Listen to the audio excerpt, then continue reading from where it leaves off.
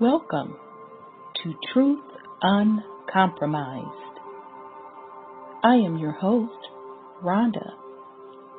Join us every Thursday at 7 p.m. Eastern Time. Truth is peace. Truth is justice and freedom to love, live, and be.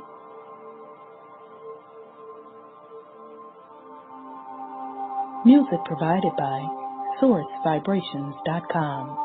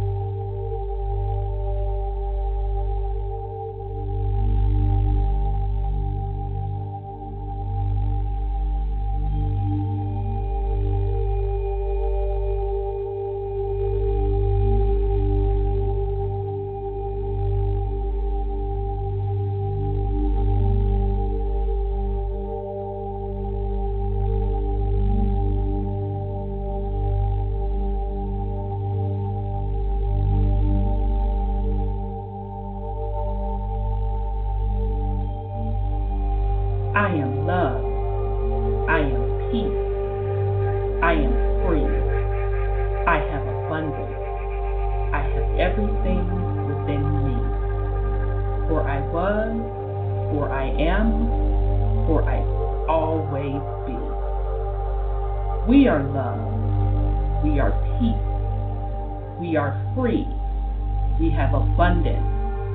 We have everything within us. For we are, for we will always be.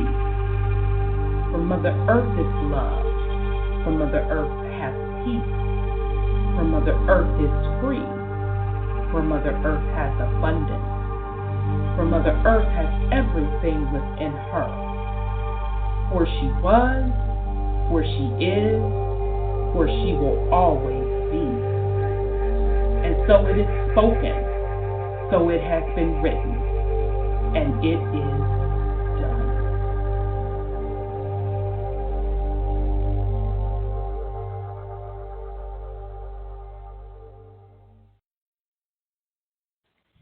All right, family. Welcome to the Truth Uncompromised show. I am your host, Rhonda, and tonight is Thursday, May 24th. We have a great show planned for you tonight. We're actually doing the conclusion of secret societies, the oath takers, and gatekeepers. So I took a little break last week. I was actually out of town. At New York, I was actually invited to a charity concert for children that grew up in the system, like in the foster care system, something that a gentleman puts on every year. It was a great event. A lot of the old school rappers came through, and some of the up-and-coming rappers. Was out of New York, Mount Vernon, New York, as a matter of fact. So real quick trip. I'm glad I went to support a great cause, and shout out to Ron C., who puts on that event. He uses all his money for that cause. So with that said, we are going to get started. Let me bring on my co-hosts, Brother Sean and Sis. So here we go. Let me bring you on Brother Sean first. Sis, I think that's you. Star one so I can make sure. Hey, Brother Sean, peace and love. How are you? Peace and love, sis. I'm well. How about you? I'm good. I'm trying to hang in there. This doggone pollen, or what do you call it? Damn ragwood. Ooh, it's high. But I'm hanging in there. So good to hear your voice. Likewise. Yeah, sis, I think this is you. I'm going to go ahead and attempt to open up this line. I know you usually *1 to get in the queue as well, so I'm going to give it a try. So here we go, sis Sandra. Peace and love, sis. Okay, that's not you. Okay, all right, sis. If you're in the queue, press *1. I thought that was you. I haven't memorized your number all the way yet. Okay. All right, Brother Sean. So let's get it cracking. First, we need to start with speaking on the royal wedding that took place over the weekend. And the reason I want to talk about this, we've kind of been talking about it since through the engagement on the significance or the true meaning behind that. So now the symbol, that wedding represented the symbol of genetic survival for the Caucasian European and the alliance of the Moors with Europe to continue this same patriarch system through the melanin of the divine feminine. And it also represents them trying to still have power over our land, okay? Although they did all of that, still not going to work, still not going to happen. But, you know, we do want to make you aware of why that wedding took place between Prince Harry and Meghan Markle. Now, interestingly enough, another brother said in somebody's comments that the wedding actually took place on the birthday, the same day as the birthday of Queen Charlotte. Okay? Who Queen Charlotte, they are finally recognizing her as melanated. Okay? Queen Charlotte out of Charlotte, North Carolina. Okay, so Queen Charlotte was married to King George III. So let's not get it mistaken. Although mainstream media does not credit King George III as being melanated, he is melanated. Okay, he was a melanated Moor.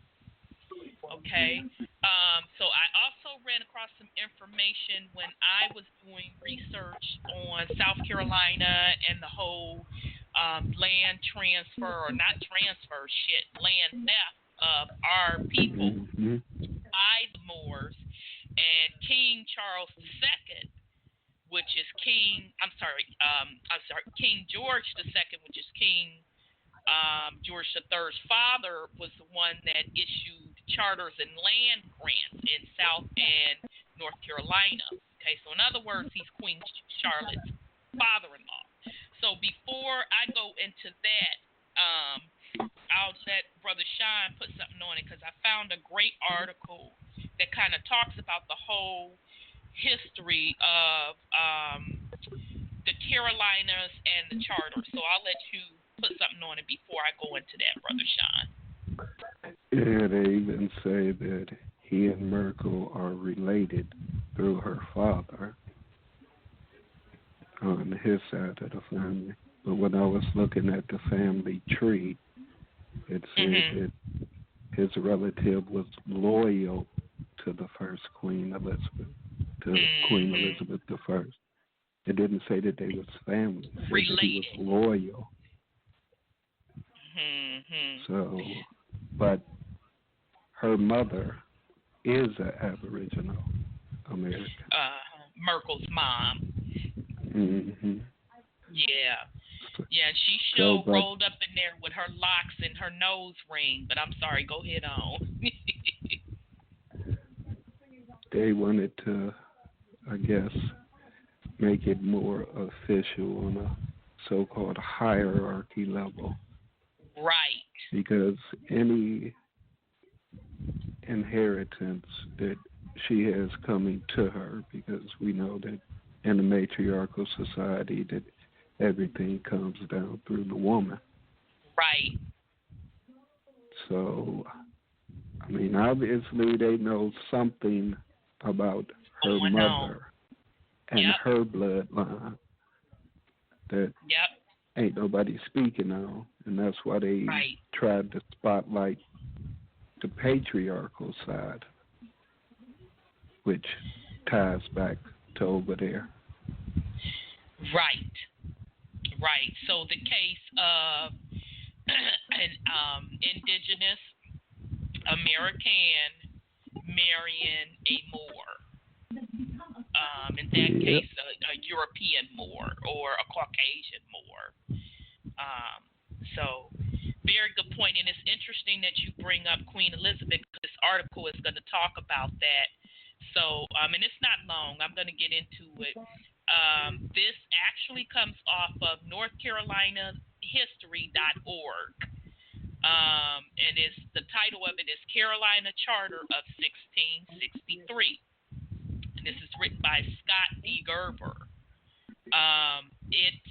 Fortunate had smiled more brightly at her. North Carolina, rather than Virginia, might have been the first permanent British colony in America. In 1584, Queen Elizabeth I issued a charter to Sir Walter Raleigh to establish a colony in America. Okay, so let's just stop right quick. Queen Elizabeth I is melanated, so let's get that clear. Okay, Sir Walter Raleigh had to be melanated as well to hold that title back in that time. Okay, and he's also Raleigh. Get it? Raleigh, North Carolina. So now you know where Raleigh, North Carolina derived its name. Okay, so full authorite, liberty, and power was conferred upon Raleigh and his heirs and assigned to colonize America. Expressly included in the Queen's grant of authority was the power and authorite to correct, punish, pardon, guarantee, and rule the colony according to such statutes, laws, and ordinances that Raleigh and his heirs and assigned deemed necessary for the better government of the colony. However, Raleigh was to govern as near as a conveniently may be in accordance with the laws of England, and he was prohibited from acting contrary to the interests of the crown. Raleigh made 5 attempts to settle America. The first landed on Roanoke Island in 1585, the first English colony in America. The settlers experienced the dangers of the frontier, including starvation and death.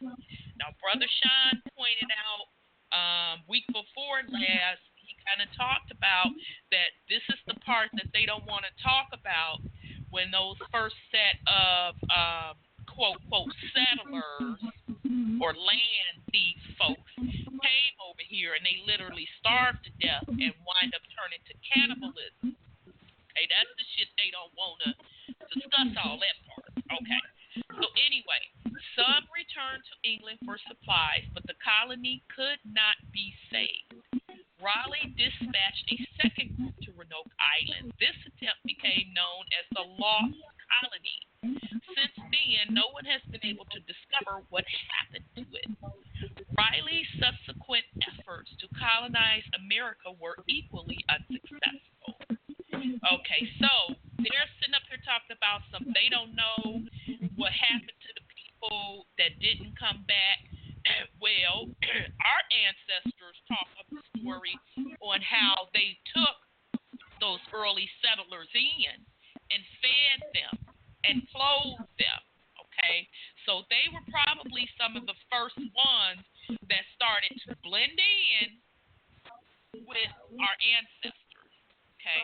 So this yet again proves the point that our ancestors, that the early Brits had to be melanated people, because if those folks just straight disappear and they saying they don't know what happened to the colony, that tells you that those Brits just turned around and blended in with our particular population, okay, because our folks took them in.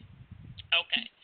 All All right. So his benefactor, Queen Elizabeth, died in 1603. Her successor, King James I, okay, who also wrote the Bible, who's also melanated, was convinced that Riley had conspired to prevent his ascension to the throne. Riley was soon convicted of treason. He lost not only his freedom, but also his rights to colonize America. King James died in 1625 and was succeeded by King Charles I. King Charles first reigned until 1649, when he was beheaded, and England came under the control of the Parliament of the Cromwells. The interim ended in 1660 when Charles II ascended to the throne. King Charles II owed an enormous debt to his friend who helped restore the monarchy. So he rewarded 8 of them with a land grant that include what is now known as North and South Carolina. The Charter of South Carolina, the Charter of Carolina of 1663 describes the 8 men as our rightly trusty and right well-beloved cousins and counselor, Edward Earl of Clarendon, our High Chancellor of England, and George Duke of Albemarle, Master of our House and Captain General of our forces, our rightly and trusty, well-beloved William Lord Craven, John Lord Berkeley, our right trusty and well-beloved counselor, Anthony Lord Ashley, Sir George Carteret, and who else? Sir William Berkeley, and Sir John Collerton. Okay, these 8 men and 8 heirs and assigns were identified by the charters as the true and absolute Lord Proprietor of Carolina. They were to have, use, exercise, and enjoy the colony in as ample a manner as any bishop of Durham in our kingdom of England. Okay, so hopefully now you know where that name Durham, Carolina came from also. This meant that the Lord Proprietors possessed broad feudal power, profited from the colony, and bore the considerable responsibility of managing and protecting it in the interest of England. They were conferred full and absolute power for the good and happy government of the said province, including the power of enacting laws, the legislative power, to duly execute the laws upon all people within the said province, the executive power, and to impose penalties, imprisonment, and other punishment, the judicial powers. Let me see. What else I want to go? Okay, I'm just going to skip over a lot of that. In time, the Lord Proprietors discovered that a valuable northern portion of what they thought was part of their proprietorship was outside of it. They appealed to King Charles II to confer the land in question to them, and in 1665, an amendment was made to the Charters of Carolina that stated that the king was graciously pleased to enlarge our said grant until them. The northern boundary was extended to what is now the approximate North Carolina-Virginia border. The remainder of the Charter of Carolina of 1665 was an almost exact duplicate of the 1663 Charter. And then it says in 1729, 7 of the 8 Lord Proprietors sold their shares of North Carolina to the Crown. North Carolina thereby became a royal colony and remained under the control of the American Revolution. Okay, so that was talking about the North Carolina region. And just to give you a little bit more insight, if you go and look at South Carolina's history, you will see that King George,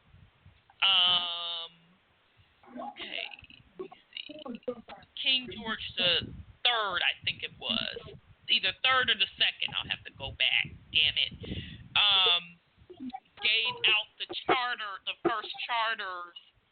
in South Carolina. Okay, so that which is ties Queen Charlotte to those particular people. Okay, so the point I'm trying to make is that even with that royal wedding, it ties all the way back to when the Moors, because ultimately those that sat on the throne over there in England were melanated, they were Moors,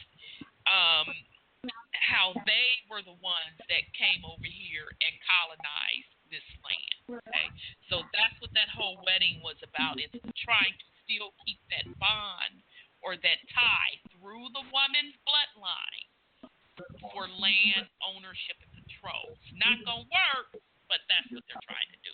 Okay, so that's just a little background history of that. So I'll pause in case you want to put something on it, Brother Sean, and excuse me, family, with my stuffy nose.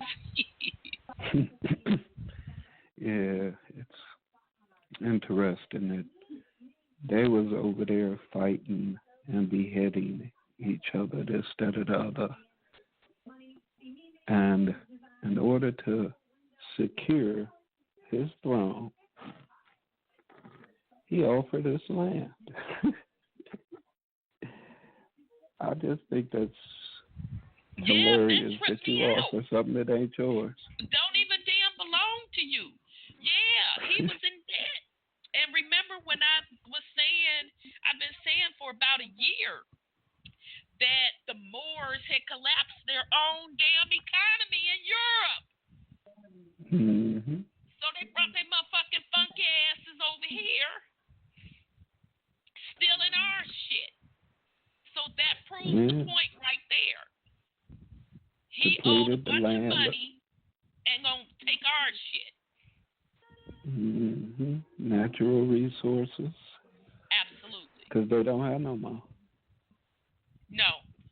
No, because they raped the land of their resources. And I've taught everywhere that they go, they rape the land. Okay?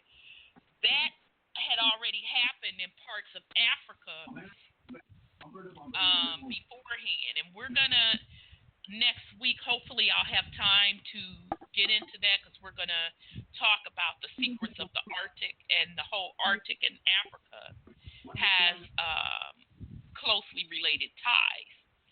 But these certain destructive population, you know, the dirty Moors, even did a lot of destroying in the land of Africa as well.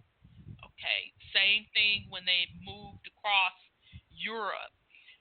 You know, they started taking advantage of a lot of those resources at the point where there was scarcity. Because what we have to remember is that this whole concept of banking that this planet is ran on today started with the Knights of Templar, and which is also another secret society. You know, but the Moors stood up those Knights of Templar to be the guards of their quote quote banking system. Okay, but it collapsed way back then. They were bankrupt. Between the warring and the scarcity that they created with their banking system, their societies kept collapsing.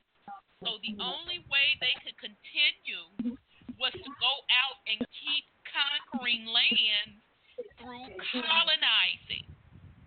And that's the same formula that is being used today by the quote, quote, white supremacy system.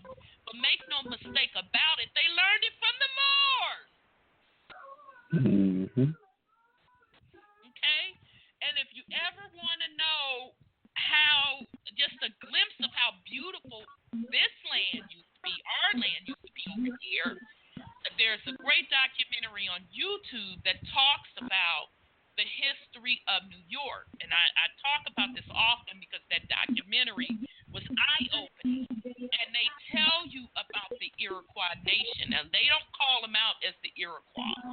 They just say the indigenous natives. But we know, you do a little research, that that's the Iroquois Nation's territory. And they talk about how they were striking deals with the Dutch to do fur trading. And you would see the drawings of how New York used to look, all covered with trees, beautiful hills and mountains, okay? And so from the 1500s all the way up till you get to the 1700s, it was excavated, okay? So this is just yet another example. And, of course, when I was in New York over the weekend, I'm looking at this land, kind of shaking my head, because you see, New York is built on islands, okay, all of the different boroughs. They call them different boroughs, whatever. You can see how the landscape has changed so drastically from being natural to now being just concretes and buildings. And it just put me in the mind of how the Moors came across this planet and excavated the naturalness of this land and put up artificial in its place. And now the earth is talking back. There's MSN put out where the White House has sinkholes that's opening up in the lawn. Okay, and that's just the beginning, because all of that stuff, all of it, has to be knocked down to go back to a natural vibratory state. So I'll pause in case you want to put something on it, Brother Sean. If not, we gonna jump right on into it. Yeah, they've also built on top of a lot of things. Yes. And with them causing earthquakes and things of that nature, stuff is shifting.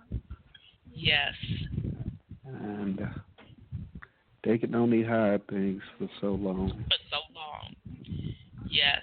And absolutely. As you said about frequency, it's only so long that they can exist over here without trying to terraform. I mean, if you think about the foods that grow here, as opposed to the foods that grow there. I mean, that's true. Every people have a certain diet that's specific to them in the region that they're in.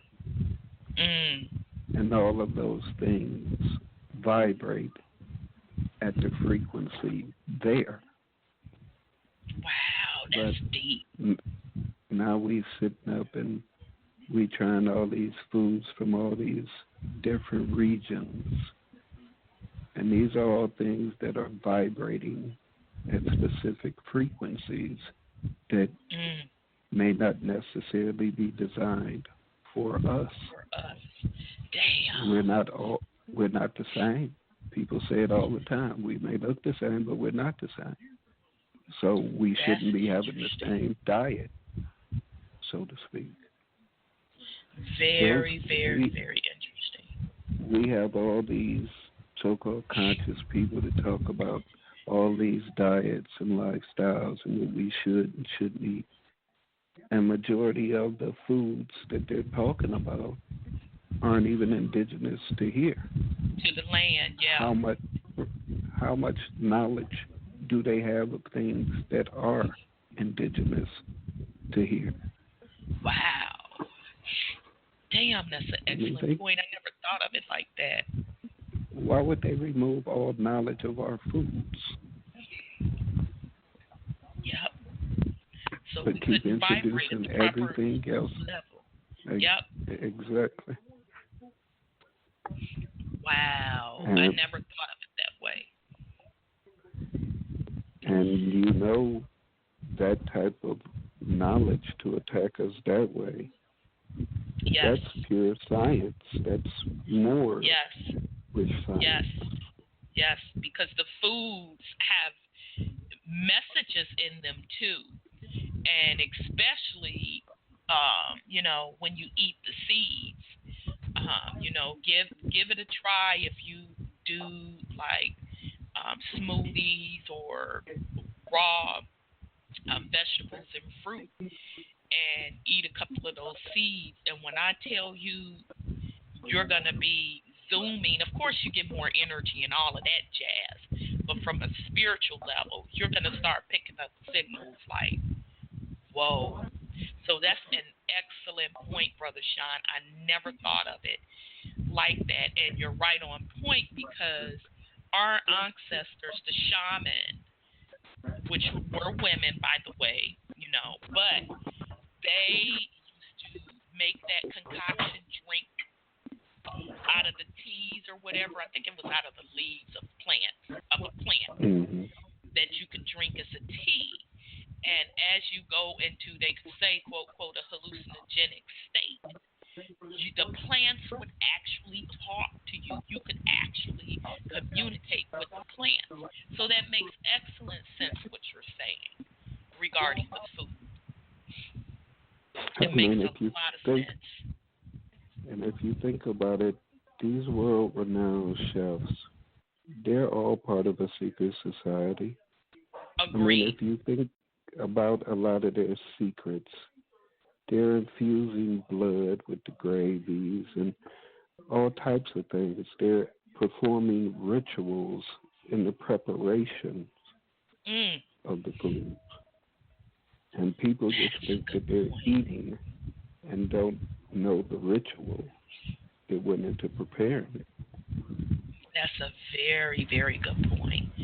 That's a very good point. And, us here in the Americas, indigenous to this land, we have a special relationship with food, with recipes that was passed down from generation to generation. And we know very much so that it's a cultural thing, because, when Big Mama and them cooking, they're emitting a certain vibration in that food. Okay, it's cooked with love. Okay, and that's why we real particular about eating over certain folk house, and especially certain dishes, because you ain't finna sit up and eat everybody's greens. You ain't finna sit up and eat everybody's spaghetti, coleslaw, potato salad. It just ain't finna happen. You mac like, and who cheese. made this? Mac and cheese. Yep, absolutely. It was so funny over the weekend. This guy kind of recommended we go to this quote, quote, soul food restaurant, right? This Caucasian guy. So we're like, hey, let's give it a chance, whatever. So I took a gamble and I said, well, I'm going to try their mac and cheese. They brought that shit to the table. All I could do was look at it, and I knew the shit wasn't right. Everything that we had, nothing tastes like it should. So the waitress came to the table, and she was like, well, how did you like it? And I looked at her and looked down at the mac and cheese. I said, I don't know what this is. I said, but I'm going to tell you something. He didn't use real milk. He didn't use real butter. I'm going down the line, down the line, and it's dry. I said, now, do he need me to come back there and show him how it's done? So the lady started laughing. And so the man wound up taking it off of our bill. But then the next day, we went to Harlem to a real soul food restaurant. And as soon as we stepped in the door, line around the corner, that shit was on point. Greens didn't have no meat in it. It was the bomb. Everything was the bomb. So you're absolutely correct, Brother Sean, in regards to the food, because, the food has a certain vibration to it, as well as the hands that prepare the food. That's why we as a culture, we don't eat everybody's food, because we understand the science behind it. And that's why I always say, whatever you're putting in your body, you're supposed to be speaking over it, giving it a certain vibration as well, and thanking the elements within that food. So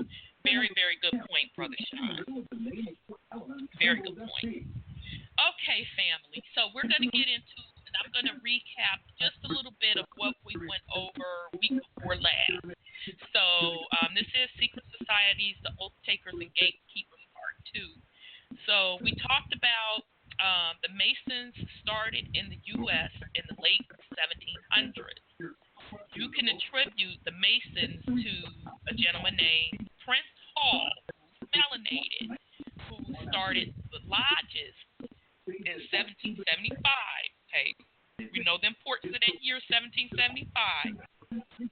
But he got the official charter from England in 1784. Okay, the first Masons chartered in the U.S. by England were melanated. So only the Mason lodges that first started up in England, they got their charters out of England, were melanated. Okay, during the Revolutionary War, England shut down all illegal and unchartered Mason lodges. And all of those lodges were the Caucasian lodges. Okay, but the Masonry goes back pretty far, but it definitely started in England by the Moors. I would have to go back and look that up. I want to say probably in the 1400s. It may have even been the 1200s. Okay. All right. So we also talked about the Shriners organization. The Shriners are considered master masons. So that particular organization is still up under the Masons. Okay, and so to be a Shriner, you don't have to be a 33rd degree Mason to become a Shriner, but you are considered a Master Mason. Okay, so then we kind of got into that Noble Drew R. Lee was a Shriner. Okay, and he was heavily influenced by the Shriners, which is still Masonry. Okay, so if you think about Noble Drew Ali, who is the founder of the Moors and the Fez, now hopefully you're getting the connection of where he got the Fez from, got the idea from the Shriners. Okay, but that Fez represents North Africa. Okay, literally the name of that hat, the Fez, okay, the red hat with the tassel on the side, is named, the hat is named after a town in Morocco called Fez. Okay, so that's where the Shriners took their hat from. The Shriners wear the Fez, okay, with gold writing on it, and usually they have the Egyptian pharaoh head with the moon and the sword. Okay, so just to give you some background, that's where Noble Drew Ali influence for the Moors organization came into play. So we also talk about Farad Muhammad. He studied under Noble Drew Ali. Now, Farad Muhammad is the founder of the Nation of Islam. Now, again, he studied under Noble Drew Ali. Okay, it is said that he would have, now this is rumor, we don't know this for sure, because that whole Noble Drew Ali dynamic of him getting murdered, it's so many stories, it gets so murky. It's not all the way clear what happened there. But it is rumored that Farad Muhammad would have taken over for Noble Drew Ali after his death, taken over the Moors organization, had he not been in jail.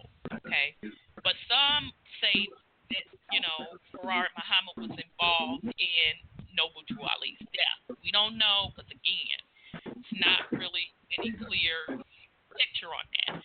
Okay, but again, to be clear, Farad Muhammad went on to start the NOI. Okay, but he got his roots up under Noble Drew Ali. Okay, same with Clarence. I'm sorry. Go ahead on, brother. But I've also heard it said that Farad Muhammad was the one that actually started it, and Noble Drew Ali went against his teachings, and that's why he was murdered. That's why there's no actual voice recordings or no proof that Noble Drew Ali wrote anything. I don't care what none of these people say. You got to be in the depth, this, that, or the other. They ain't heard a goddamn thing. Nothing. Nada. They ain't seen nothing. And if whatever they seen, they ain't got proof that Noble Drew Ali did it. Ali said it. Said it and wrote it. I agree with you on that. I agree with you on that. Now, it's interesting that you say that some say that Farrar was the one that started it all, because if you ask, any Moors that reside over here, they'll fight you tooth and nail on that, and that's okay, because I'm kind of in agreement with them on that. But the interesting take on that is, shit, I had it and then I lost it. God damn it, I hate when that happens. Oh well, yeah. So I feel you on that one. I feel you on that one. It's controversy on that. The other thing I wanted to bring up is that the Five Percenters organization, they are a split from the Nation of Islam. Clarence X started that organization, but it is said that he also studied under Noble Drew Ali, as well as Farrar Muhammad. Okay, that's where I was. Yeah, they all spin off of the Moors. Anything that's talking Islam is a spin off of the Moors. Absolutely. So let's be clear. I'm glad you said that. Anything that's talking Islam is the spin off of the Moors, which tie to North Africa. So anytime you hear Moors, it's North Africa. That's why they always talk about North of Mexico, Morocco, all those. Some over here are claiming on, 2 stacks of Bibles and a couple of other things. That North of Mexico means over here. No, it does not. It clearly traces back to Morocco and North Africa. Okay. But the other controversy around Farrar Muhammad, some say that he was an agent, sent here from North Africa to start up these organizations. His background itself, you get very different versions of the story on down to whether or not he was melanated, because some say that he wasn't melanated, he was Caucasian, or he was of a Middle Eastern mixture. Okay, so that is some of the recap that we discussed, and what I want to do is, sorry, hold on a second here. We are going to pick up, because last week I played a video with the brother that was breaking down the Moors or morons, and he got it off of a website called Hypnotique. elementpunch13.org, okay? And I'll post this again, the link, on Truth Uncompromised Facebook page, okay? So the first part, he kind of breaks down a lot of the history. So we ran out of time, so I do want to kind of go over this last piece, because he's hitting real hard in this article. He's going to talk about Farrar. So let me find my place here. Bear with me a second. All right. Okay. Hold on. Okay, here we go. All right. So Wallace Dodd Ford. So he's talking about Farrar Muhammad. So that goes back to what I was saying. Wallace Dodd Ford is supposedly Farrar Muhammad's real name, but shit, that probably wasn't even it. Okay, but he's, for the sake of this article, that's who he is calling Farrar. Okay, so I'm going to back up. So these European Shriners and Masons have no intention of recognizing or accepting any of these so-called Moors or Moors of America, period. If you all have done things at the United Nations, that's nice, but But you are still going to have many problems with these Masons and Shriners. Remember, they are the ones who created your doctrine and eliminated your leader for being in violation of the Shriner Code. Okay, so they're talking about in his eyesight in this article that Noble Drew Ali was taken out by the Shriners because he broke some of their codes. Okay, so that's what the oaths are about. You take certain oaths in these secret societies, and if you break those oaths, it could lead to death. Okay, so Wallace Dodd Ford could have so easily been a part of Noble Drew Ali's assassination, but you all blame the Chicago police for his death at home. Why wasn't he at the hospital if he was so badly injured by the Chicago police? Furthermore, why didn't he have his own personal physician and a hospital of his own? None of what you are saying makes any sense to me whatsoever. Realistically, you all should not be calling yourself Muslim, Moors, or Moabites because you don't know the Mo. All the real ones maintain the secrets of Mu, not Mo, and Lemuria, who were called the original Mu Salim, not Muslim, or those who are Slim of Mu, called Muslims. The Nubian Shi is where y'all, well, whatever, should be. I don't agree with all that bullshit, but that's what he's saying in the article. But you all have been taught wrong. Okay, the real secrets, I'm not going to read that Nubian shit, so bear with me here.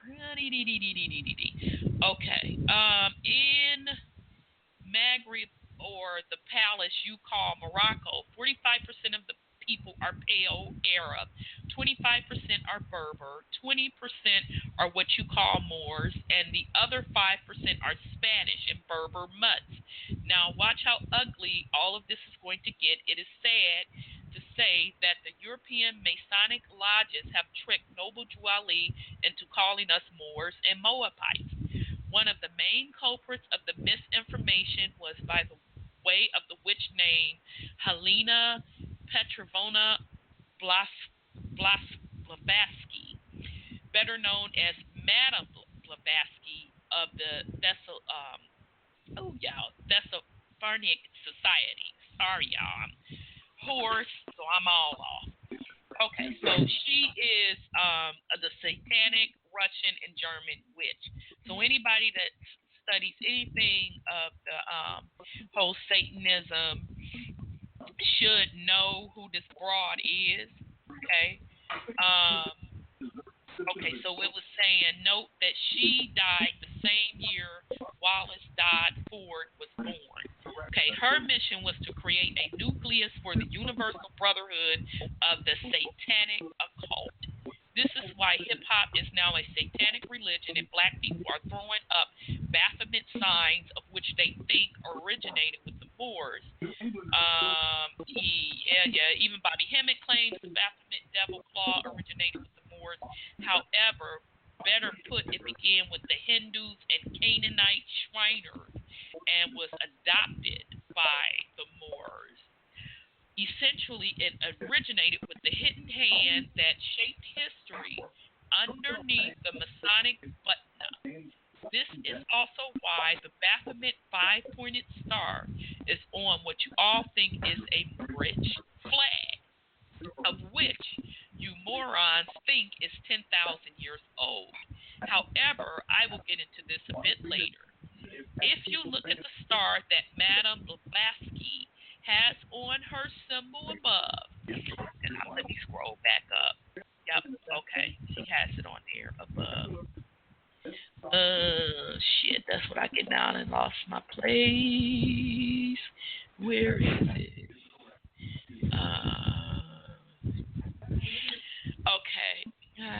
Okay, if you look at the star that Madame Blavatsky has on the symbol above, you will notice that she has a six-pointer star. But you Moros have the Baphomet five-pointer star on which you think is your flag. Why is that? Some of you also have the Shriner sword on there as well. Why is that? You all can email me anytime with your answers, questions, concerns, comments, and complaints. Okay, we are descendants of Canaanites from the land of Canaan, correct? Okay, so he has a picture of King Abdullah of Jordan showing the Messianic Rothschild Napoleon sign of the hidden hand, and he's showing that to me. Okay, so this is the sign of Jabalon, the Canaanites, and Baphomet. Notice this is the king of Jordan, which is in the land of Canaan, and where you all have been told we originated. Essentially, these are descendants of the Canaanites and Masons who tricked Noble Drew Ali into thinking that we were descendants of ancient Canaanites and Moabites. This is what the hidden hand that they have looks like on the outside, while the other hand is on the inside, covered up. Some of the hands on the inside even have 6 fingers on them. These are your Muslims and Canaanites. Boo boo boy, not us. Hold on though, there's more. Napoleon with hidden hand, so he's showing a picture of Napoleon with the hidden hand. So what he's showing is the hidden hand in the vest, okay? And Barry McQuillan, Director General with an Egyptian Ramesses Fez on for ya boys. All of your Kemetic, Muslim, that and Islam hat is nothing, boy. Okay, so he's basically showing the Fez on these folks with the Ramesses across the top and the half-crescent moon, the star, and the sword. Okay, that's what was on the Shriner. Okay, so it goes back to the direct link to the Moors and that Fez. Okay, so Luther Burbank of 1920, Ancient Arabic Order of the Nobles of the Mystic Shrine, a.k.a. Muslim. All they have done is trick all of y'all and place y'all underneath them. The so-called Moorish Moabite Moroccan flag, so he shows the Moor flag, which is red with the 5-pointed star, and I think they said each point represents truth, love, peace, freedom, and justice. Okay? As you can see, the Shriner's sword is there whether they admit it or not. Okay? So is the Morocco flag, which is a darker red and darker green star. And notice how the 5-pointer star has been manipulated on the flag above to the left. The other two are interlocked in the likeness of the triquetra, which is another Trinity symbol used by them to trap you in their triangle. And so they show the current king of Morocco.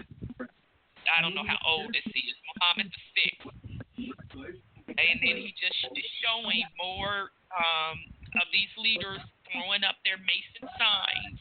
And one of the hand signs of the interlocking fingers represents the triquetra, triangle. Notice the triangle Masonic fingers of interlockers. Prime Minister of Israel and George Bush triangle locked fingers on the left and Viacom chairman and president on the right. These are the puppet masters who lock you into their secret societies, as they have done with Noble Drew Ali. So, yeah, let me take a sip of water. Sorry. Mm-hmm. Okay, no so did you want to put something on it, Brother Sean, before I go on? Yeah. Yes. The Aquarian Gospel, the Bible, the Quran. It said that he could read the Quran in that language. Who taught him? Exactly. You're talking about Noble Jew Ali, right? Mm-hmm. They said he traveled around the world. Yep. So that's what they all said, of his influences were from elsewhere. Right. Because isn't it one rumor out there that his father was somewhere from Africa, if I'm not mistaken, and had an Islam background? I think that's what was one of the rumors out there as well. Mm-hmm. Okay, so again, I'm sorry, go ahead, Brother Sean. And he got with an Aboriginal woman. Yep. So again, that would make sense if Noble Drew Ali did know Arabic,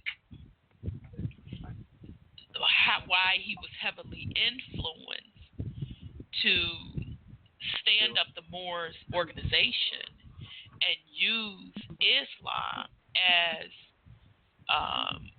the religion, okay? Because, you know, a lot of Moors today don't want to talk about the religion side of the Moors, but basically most of those Moors temples are, you know, signed up as 501c3s as religious organizations.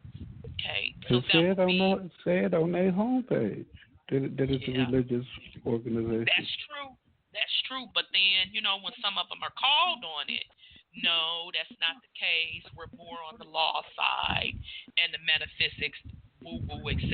1, 2, 3, 4, 5, 6. But the bottom line. And they patriarchal society, religion is the law. Yes. So I mean, come on, who they playing with? Right. 1,000% agree with you. 1,000% agree with you. So now this one, woo, y'all, let me tell you something, honey. When I researched this, I found this out maybe about 6 months ago. So y'all know the Rastafari, right? Out of Jamaica.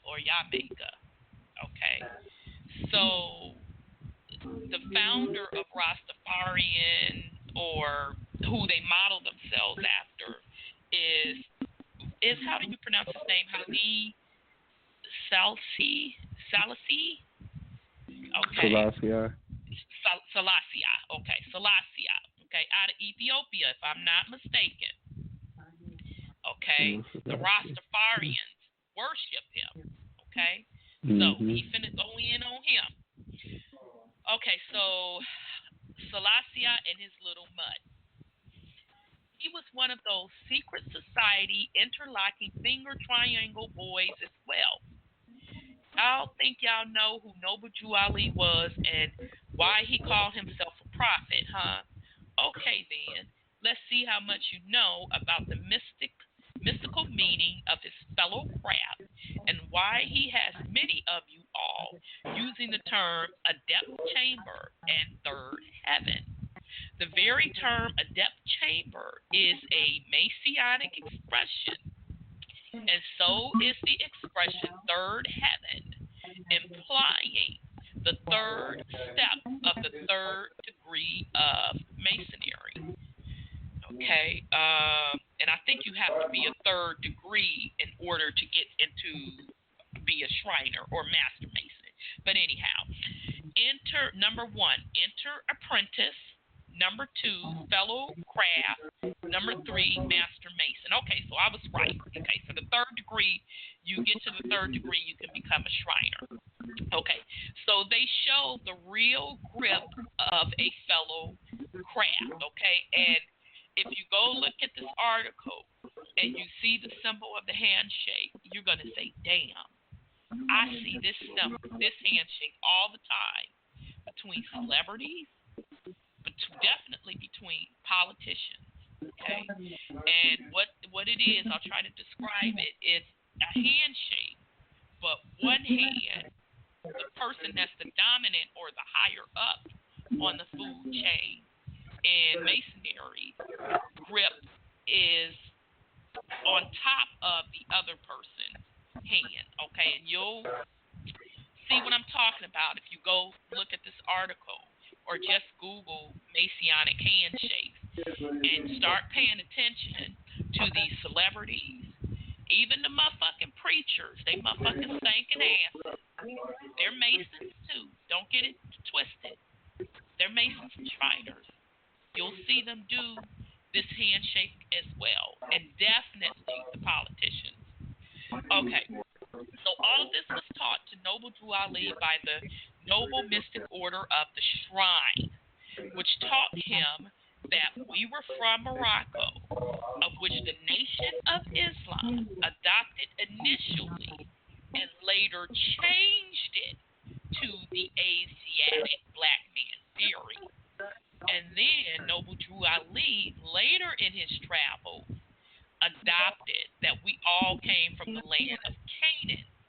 If you review the ancient Arabic order of nobles of the mystic shrine doctrine, you will see their views about the Fez and Morocco on page 44.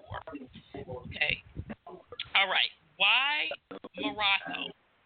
If they were not the source of his teaching is the question you should ask yourself, correct?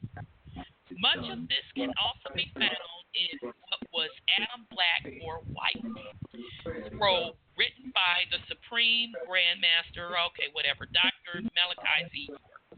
Okay. They use the term Mecca also, and let me go back and back up, because as he's praising Dr. York is a motherfucking high-ranking Mason as well. Okay, so let's get it clear. Okay, he's a Mason and he was also a Moor. Okay, so a lot of the science that Dr. York spit, or did spit, came out of the Masonic and Moors. Okay, now Bobby Hemmett said that he knew someone that was there when York wrote those tablets, okay, the El Holy tablets, and that they basically plagiarized the work from different ancient texts, and specifically they took it from Zacharias Sitchin's work, but they changed it just enough not to get hit with the copyright suit. Okay, so I do want to give full disclosure on Dr. York, as this particular person that's writing this article is praising him. My point is, it's all a good old boys club, okay? He's not exempt either. Okay, so they use the term Mecca also when there was no such place as Mecca. In classic Arabic, the term is Becca. So this means that the Moors, Muslims, and Muslims are wrong about that as well. One of the biggest problems with this is the Moorish Science Temple continuously quote from European Masonic doctrine and don't even know it. But they think they be saying something slick, though. I hope that you are getting this, because I am sick of all this foolishness. All of these ridiculous claims must stop, because these Masons and Shriners are just sitting back laughing at our people. I want to know what's really funny, though. Very few of the terms being used by the Moorish Science Temple and the ancient Arabic order of the Noble Shrines are Arabic, and a vast majority of the terms are neither indigenous or ancient, i.e., if your language is Arabic, why are you using terms like Moabite and Canaanite to define us? Shouldn't we have a tribal name in Arabic if this is our true history and language? Also, the letter K should not have been used to spell the word Quran or Quran. As you can see, the Shriners and Masons did a serious number on our great brother Noble Drew. Some of the people from the Moorish Science Temple know that most of their teachings are based on European Masonry, because they claim that Masonry started with King Solomon. In an attempt to validate the star on what they think is their flag, and also defend their Masonic teachings. King Solomon was not a part of any Masonic lodge because the first Freemason lodge wasn't established until June 24th, 1717 in London. Okay, woo. Spreading the lies that they are spreading is dangerous because people actually believe in them, and they think that they have a future in this quagmire of misinformation. It's really sad because they are poisoning and confusing our people with the white man's doctrine, but turn around and refer to the white man as a liar. In fact, Noble Drew Ali, in his lessons, writings, and teachings, introduced, this is heavy, Madame Blavatsky as someone good and regarded her work as the sacred doctrine. And just to be clear, Madame Blavatsky is a white broad. Okay, let's be clear. This woman was a satanic witch, but by her being the founder of his sport, you can clearly understand why he would say something like this. Okay, so I'm going to pause, take a sip of water.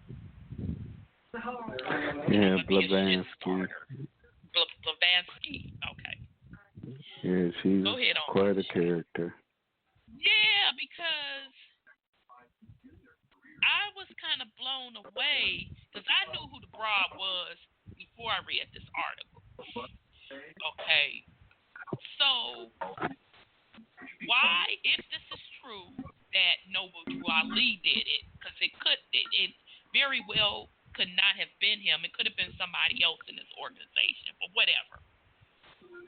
Why would they choose the doctrine of a Caucasian woman versus a melanated woman who all of these sciences derive from in the first damn place?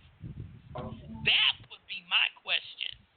Anyone bringing this broad doctrine to me?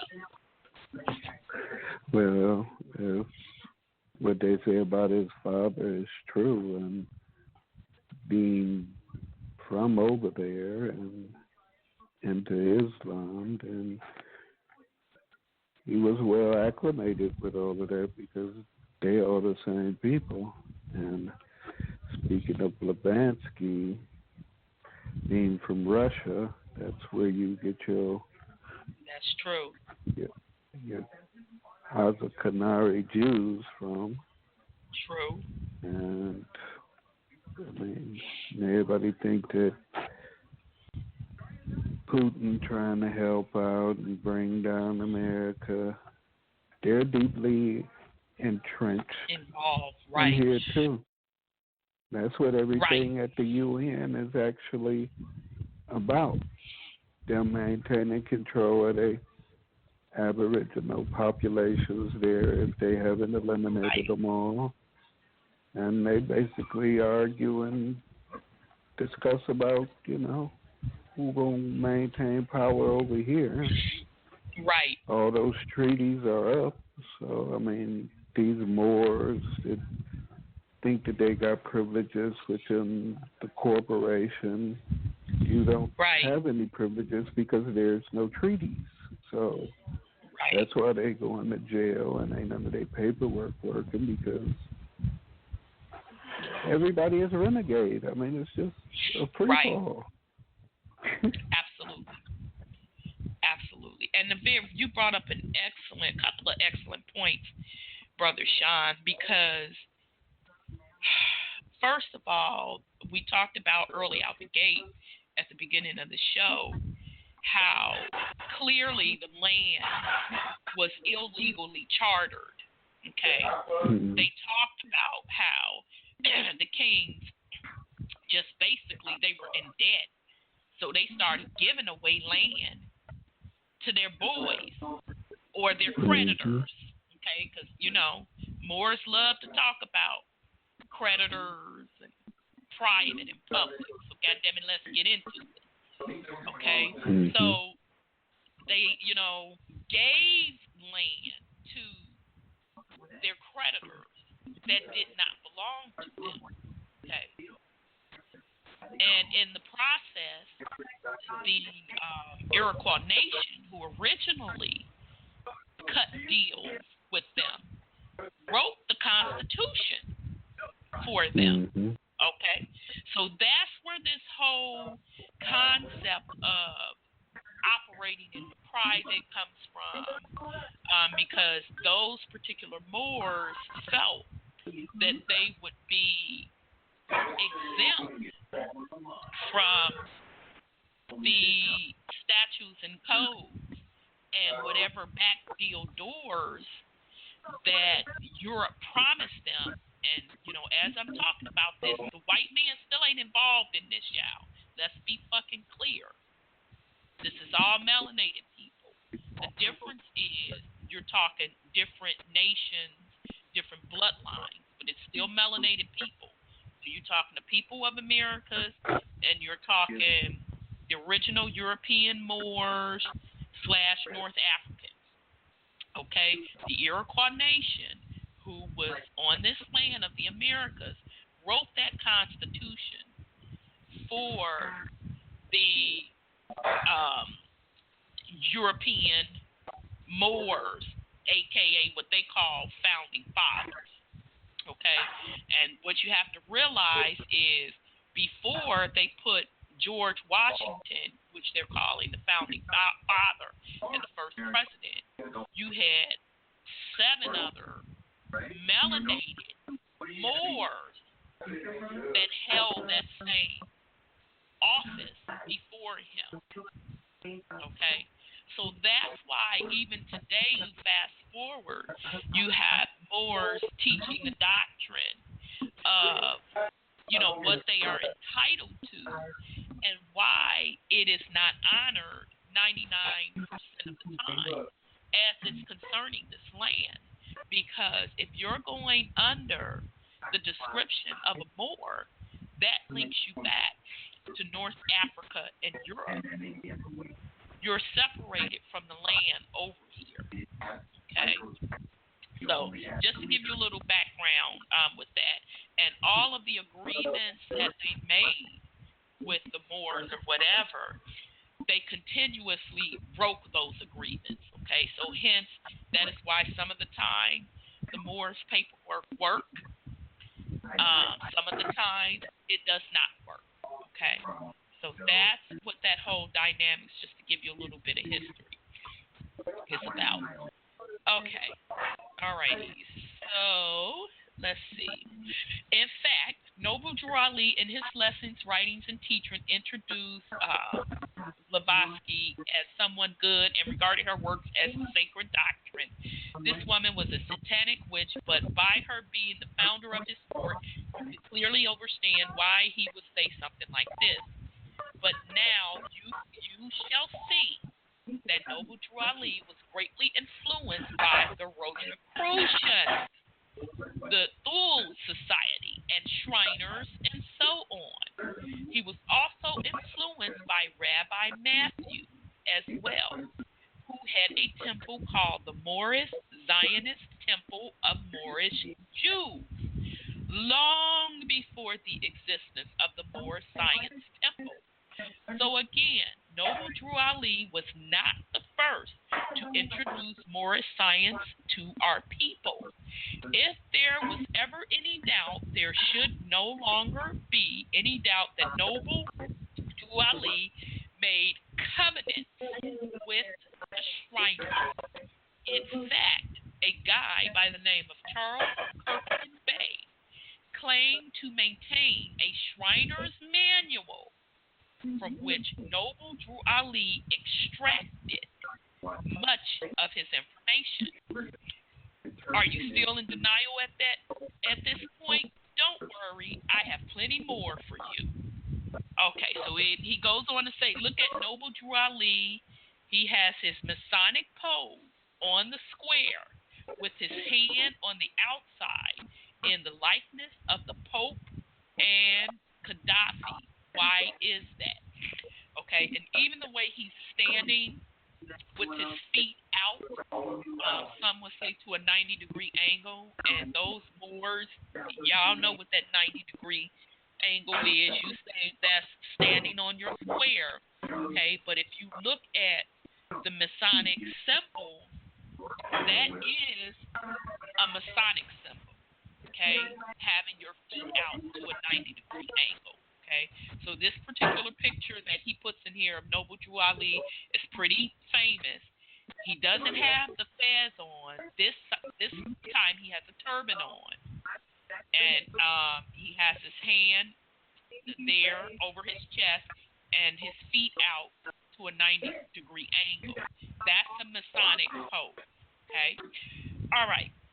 Everybody thinks they are conscious until the truth shows up.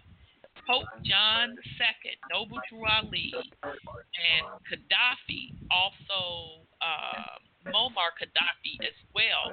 Why are they all doing this? Wait. I'll wait for your response. Also notice that Noble Drew Ali is wearing the same sash or girdle as the Shriners do. And he also has his apron to the left side. As the Shriners do, as opposed to wearing it in the front as the typical Mason would do. Now take a moment and process this, because it's only going to get worse from here. Noble Drew Ali used the European Shriners symbolism, star and crescent, their handshake of unity, their red fez of masonry, which can be found in many of their lodges with Morocco, Abba, and Islam on them. He worn their sashes, he worn their aprons, and the term adept given to his followers. Even the Moorish Science Temple is designed the same way as the European Shriners' temples are. Huh? What? I can't hear you. Okay, so then he just goes on to show a picture of a past potentate of a Shriner, and just showing again that Shriner's hat. Okay. It's critical, pitiful, and crucial. I am a pitiful fool who pity the fool who thinks they know something that we don't already know. The critics are critical with two different letters. So if you infuse and choose to be a critic, just say ribbit like a frog and jump. The term Moor, of which was given to our people by the European Freemasons, was taken from the, I'm not reading this bullshit. It's just the Nubian bullshit. I'm not going to read that because it's bullshit. Moor is associated with North Africa. Bottom fucking line, okay? Sorry, I just can't read more lies. Because he's into the Dr. York. Dr. York is a high-ranking Mason as well, okay? Moor is associated with North African, point-blank period, or the Moors of Europe. End of story. Okay. The term Moor is one of our original terms. However, the European Shriners perverted it and gave the people the term Moro in Spanish, Moros in Greek, and Morano, which means black crow moron, and is now said to mean dark skinned, but Moro still means moron or idiot. Though y'all fight to protect all of these things of which their secret societies have put in place to insult and enslave us even further. Okay, so I'm going to take a quick break, sip some water. Brother Sean, you want to break down that Moor term again, because you broke that down the first time for the family. Dr. Ben had said that at a time when the Africans were calling themselves Moor, the spelling was Maure. Okay. Now, where they came up with this Moor.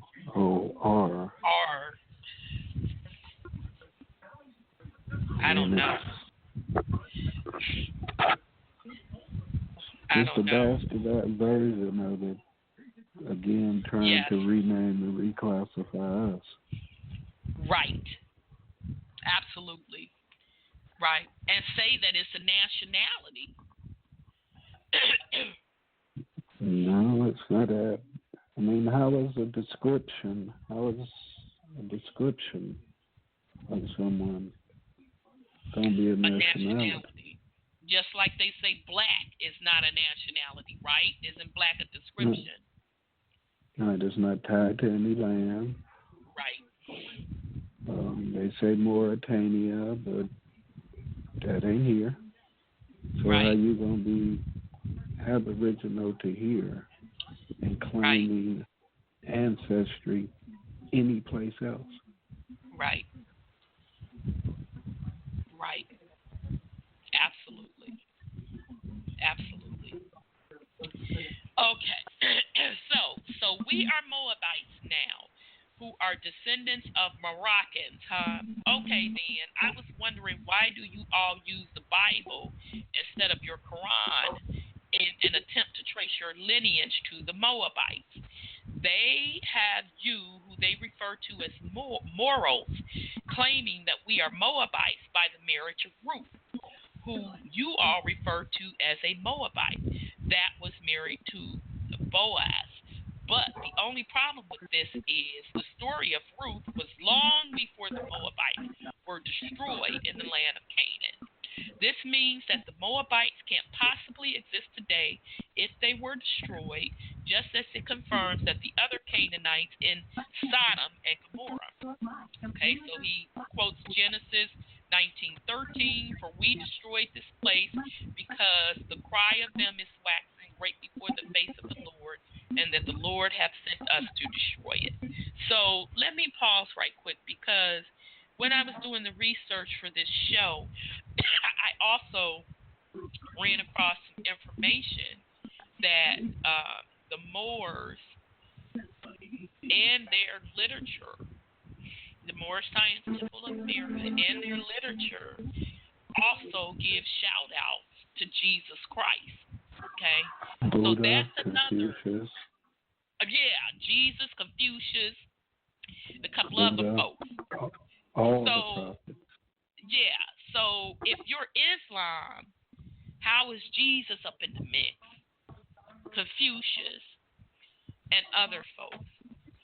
Okay. And then another brother had linked where actually, and I don't care for his style of getting out information, but what's the one that screams all the time? SETI. SETI was the first one in the quote-unquote conscious community that brought to light that whole Quran, the Moor Quran, Korain, they totally lifted that entire doctrine from somewhere else. Okay? And they had to wind up now, they reference where they got their version of the Quran from. So that isn't even original. Yeah, they say that they Noble Drew Ali never claimed to have written it. They say it's divinely prepared by him. Yep. And they say that the premise behind that is that our people were caught up into all these different things, so he used bits and pieces of all of them to try and pull everybody together to give everybody some type of common thread, which essentially to me sounds like one world order. Right. One world religion. Right. And it kind of goes back to Bobby Hemmett's claim even about the El Holy Tablets, because the Nubians claim that Dr. York divinely created that when, according to Bobby Hemmett's sources, that was derived from other people's texts as well, okay?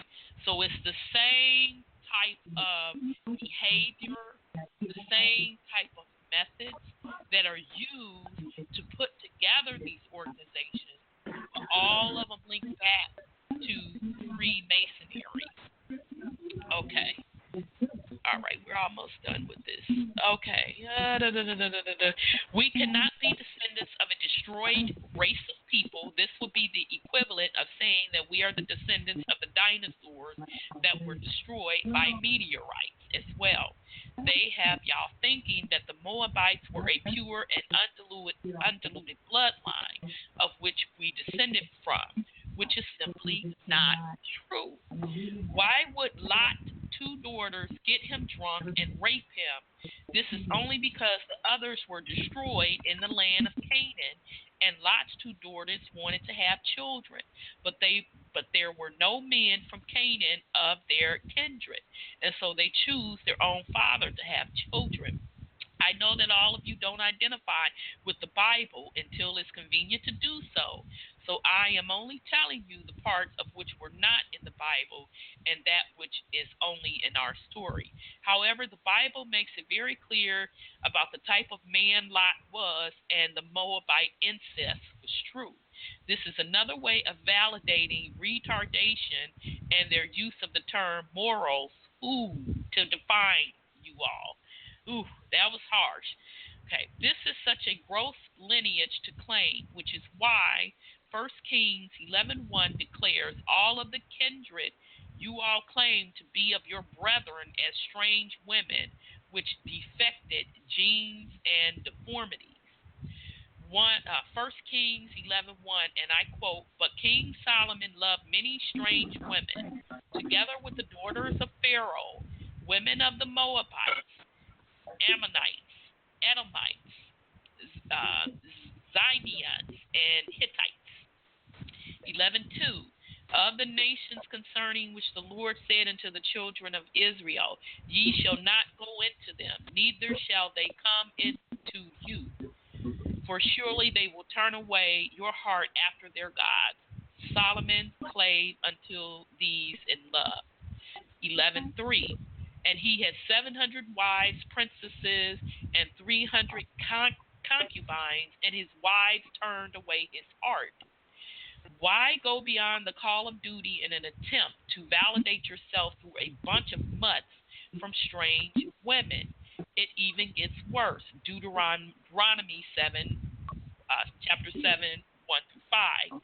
"When the Lord thy God shall bring thee into the land whither thou goest to possess it, and have cast out many nations before thee, the Hittites and the Jerusites and the Amorites and the Canaanites and the Perizzites and the Hivites and the Jebusites, 7 nations greater and mightier than thou, and when the Lord thy God shall deliver them before thee, thou shalt smite them and utterly destroy them. Thou shalt make no covenant with them, nor show mercy unto them. Neither shalt thou make marriages with them. Thy daughter thou shalt not give unto his son, nor his daughter shalt thou take unto thy son. For they will turn away thy sons from following me, that they may serve other gods. So will the anger of the Lord be kindled against you and destroy thee suddenly. But thus shall ye deal with them. Ye shall destroy their altars and break down their images and cut down their groves and burn their graven images with fire." Okay, so I'm going to pause there because I want to talk about this whole Bible connection, because we've talked about it several times. Yeah. Go ahead on, Brother Sean. It also is from them. It also is Moorish doctrine. Yes, it is. People keep talking about Catholicism and the Pope. Catholic actually means universal. So when they talk about the Catholic Church, all they're saying is the universal church. Absolutely. And Islam and all that, it's all the same shit. All the same thing. Absolutely. Absolutely. And, the first priest out of Catholicism, they don't call them priests in Islam. Shit, I don't know what they call them in Islam, but whatever. All of them were melanated. What they call it, Brother Sean? I think Imam. Okay, imams. All of them were melanated. Okay, let's back up a little further, okay? We talked about this before when we did the series on she story or shistory, the story of the divine feminine, and how all ancient cultures worshipped a goddess, okay? The divine feminine principle. And when the goddess was overthrown across this planet, they took the principles of the goddess, the science of the goddess, to stand up these AKA religions, okay, which was the start of a patriarch system and the patriarch society. Okay, so you can trace this all the way back to ancient Egyptian Kemet, okay, because everybody want to praise Kemet, how Kemet was all that in a motherfucking bag of chips. But let's be real. Before Kemet, it was the worship of the goddess. It was the science that came out of the goddess, because everything starts with her and everything ends with her. Okay, so Kemet, the ancient Egyptian mystery school that came out of Kemet, overthrew the matriarch and took all of the deities, all of the sciences, and turned them into male deities, and stood up these religious systems. So out of Kemet came the religious systems that you see today. And all of these secret societies tie back to ancient Egyptian mystery school out of Kemet. Okay? Hence, would make sense why all of them are heavily male dominated. Okay? Even the Bible itself was written by King. Well, he didn't write it, let's be clear. He financed for it to be written. So let's be clear. He didn't personally sit down and write it. He authorized the release of it in 1611, and it was only released in London or England at the time. It didn't make it over into the States until the 1700s and some change. I want to say, I can't remember the exact date, okay, but it didn't make it over here to the late 1700s, okay. King James financed the writing of the Bible. He was a melanated man, okay. So sitting on that throne in Europe, he had to be a part of the secret societies, which tie back to the ancient Egyptian school of mysteries out of Kemet. So hopefully you're seeing how all of this stuff links together. So I'll pause, Brother Sean, in case you want to put something on it, and then we'll keep it rolling. I'm thinking that was 1816 or something like that the Bible came over here. Yeah, okay, so the 1816. The one brother had that video talking about it. Yes, yeah, Brother John, yes. I think it was like 1816. Exactly. You know, they lie about the time and everything. They try and make that seem older than what it is, and make the events seem more distant than what they were. Right. You know, absolutely. The whole thing with Moore and Blackamoor, they're not talking about the same tribe of people. No. Moor is what we call the Caucasian or the European. They're Moors. And then the melanated ones, that's your Blackamoor. Blackamoors, yes. So, yes. I mean, they all the same. I mean, that's why at the White House, they had that Moroccan flag. They're Masons, mother, son. That means they've been initiated and baptized and that. and Yes. they don't recognize their black brethren, even in the Masonic lodges here. They don't. It's totally separate. Because none of these people here who have embarked upon all that by blood, you really have no right to that claim because you're actually not from there. That's true. That's a good point. You've given up your birthrights to claim to anything here, and you trying to claim something over there that ain't yours. Right. So you left without nothing. You're left without nothing. Unless you truly are from there. You know, when we say there, we're speaking of North Africa or Europe. You know, unless you truly are from there, that is truly your business. All we're trying to do is bring you the information. You make whatever decision you feel is necessary, but just enter and understand where these particular organizations derive from. And in particularly, I'm spending a lot of time on the Moors, not to bash them, because at the end of the day, I could care less, but it's to bring you the information so you are aware and not get yourself caught up in unnecessary paperwork and putting classifications on yourself that does not apply and tricking yourself out of your divine birthright. Okay, so that was the whole purpose of the series we did on the myth of slavery.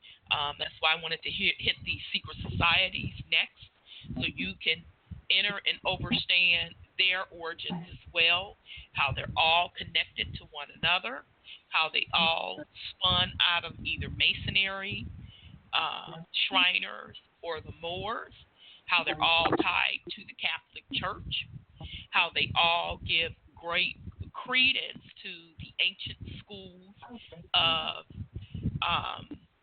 Egyptian mystery Egyptians, okay, which took their information and concept from overthrowing the ancient divine feminine, okay? And at the end of the day, all of these organizations, and I do give the Moors credit, most of them, they do give honor to the divine feminine. Behind closed doors, very high up in rank with the Masons. Masons mean mother, son. They give credence to the divine feminine because that's where they derive their power from, okay? So make no mistake about it. All of these systems was built on the blood and the back of the divine feminine, okay? On Mama Earth. Okay. All right.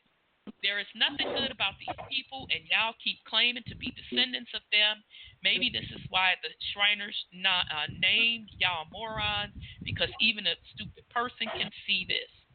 There is so much I can write concerning this, but I think that the logical people on Earth can see that this is not us. There is no defense against this, and you especially cannot use any book written by these historians and scholars who don't have any knowledge about the Shriners, Masons, and the Rosicrucians' secret society. Moving right along in the lodge, the Moabites are declared to be admitted loyalists to the lodge, and the Canaanites are only the ones who keep the loyalists confused. This is why you so-called Moors put so much emphasis on the land of Canaan, because you are all being tricked by the Shriners. Many of you Moros have been told that the land of Canaan is in Arabia, but the land in Canaan is really Palestine, where you have the Canaanites, Jebusites, Amorites, and Gerasites of 1500 to 500 BC. In fact, the small land of Canaan is closer to Israel than it is Arabia, but the Moors will try to make you think that Sidon is in Arabia and the land of Canaan is not in Palestine. All I have to say about this is stupid stupid and stupid. They worked so hard to try and validate what was being taught to them by Noble Drew Ali, but can only end up with speculation and alleged credence to something but no proof of their claim. This is sad and really bad, and I hope they will someday stop telling these stories, of which were created by satanic occultists. This is really not designed to offend y'all, but I just can't take it anymore. You all are turning everything around and telling stories backwards because you want everybody to believe that the ancient Canaanites were the first and the Cushites and the Hamites came from the land of Canaan and of Canaan's seed. This is one of the stupidest things I have ever heard of. Let's examine this. Canaan was the fourth son of Ham, Cam of Kemet, according to the genealogy of Isis, which is now known as the book of Genesis. Okay, before proceeding with the truth about who you all refer to as the ancient Canaanites and Moabites, let's examine your teaching and the teachings first, according to chapter 47. Ooh, shit, he going deep, y'all. According to chapter 47 of the Moorish Science Temple Circle 7 Quran, written by who you all refer to as the Prophet, Noble Drew Ali, which is another Shriner term. If you read the Masonic Shrine Book, the Ancient Arabic Order of Noble Mystic Shrines, or the Book of the European Shrines, you will see that most Shriners call themselves prophets. Not because they are in fact prophets, but because they are a part of the Masonic Shrine, which calls themselves prophets. There is nothing supernatural, mystical, and special about that which Noble Drew Ali was doing. It has just been blown out of proportion by those who just don't know and have been captured by the worship called worship. The same was with Marcus Garvey as well, who is also a Muslim and a Mason. Yes, that's another thing I ran across when I was doing this research, that Garvey was also a Mason. Okay, so here we go. Now, chapter 47 of Noble Drew Ali's Quran states in chapter 1 through 3, and I quote, "The inhabitants of Africa are the descendants of the ancient Canaanites from the land of Canaan. 2. Old man Cush and his family are the first inhabitants of Africa who came from the land of Canaan. 3. His father Ham and his family were second. Then came the word Ethiopia, which means the demarcation of the Amexem, the first and true divine name of Africa, the dividing of the land between the Father and the Son." Okay. The demarcation line, that's an imaginary line. Okay, demarcation. Okay. Okay, that's the mark of between North Amexem. Oh, yeah, when they start dividing stuff up. Okay. Making imaginary borders. Got you. Now, I'm gonna what I want to put on that whole thing with the chapter 47, going through 1 through 3 verses, is that right there, you're separating yourself from this land. Just right there, in those couple little sentences, you're separating yourself from the land over here. Okay, so number 1, most of what is written by Noble Drew Ali in this book is unclear, is coded as all Masons and Shriners do, as they are sworn to secrecy. However, we can address these verses in various different ways to show that much of what was written by him was greatly influenced by the Masons and Shriners, also called Muslims. Again, the term Muslim is another Masonic term of which you so-called Moors also refer to yourselves as. And to be honest, you all really don't know why you all even refer to yourselves as Muslims. None of this has anything to do with being Moors at all. This is a term for Shriners who greet each other.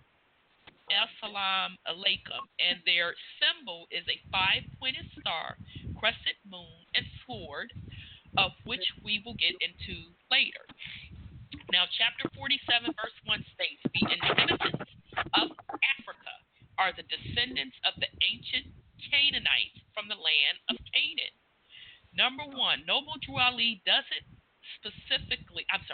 specify the inhabitants he is referring to in this particular verse, but history has it that the only inhabitants of Africa, which were the descendants of the ancient Canaanites from the land of Canaan, were the Hittites, Hivites, and Amorites, which were all from the cursed seed of Canaan and his 11 sons.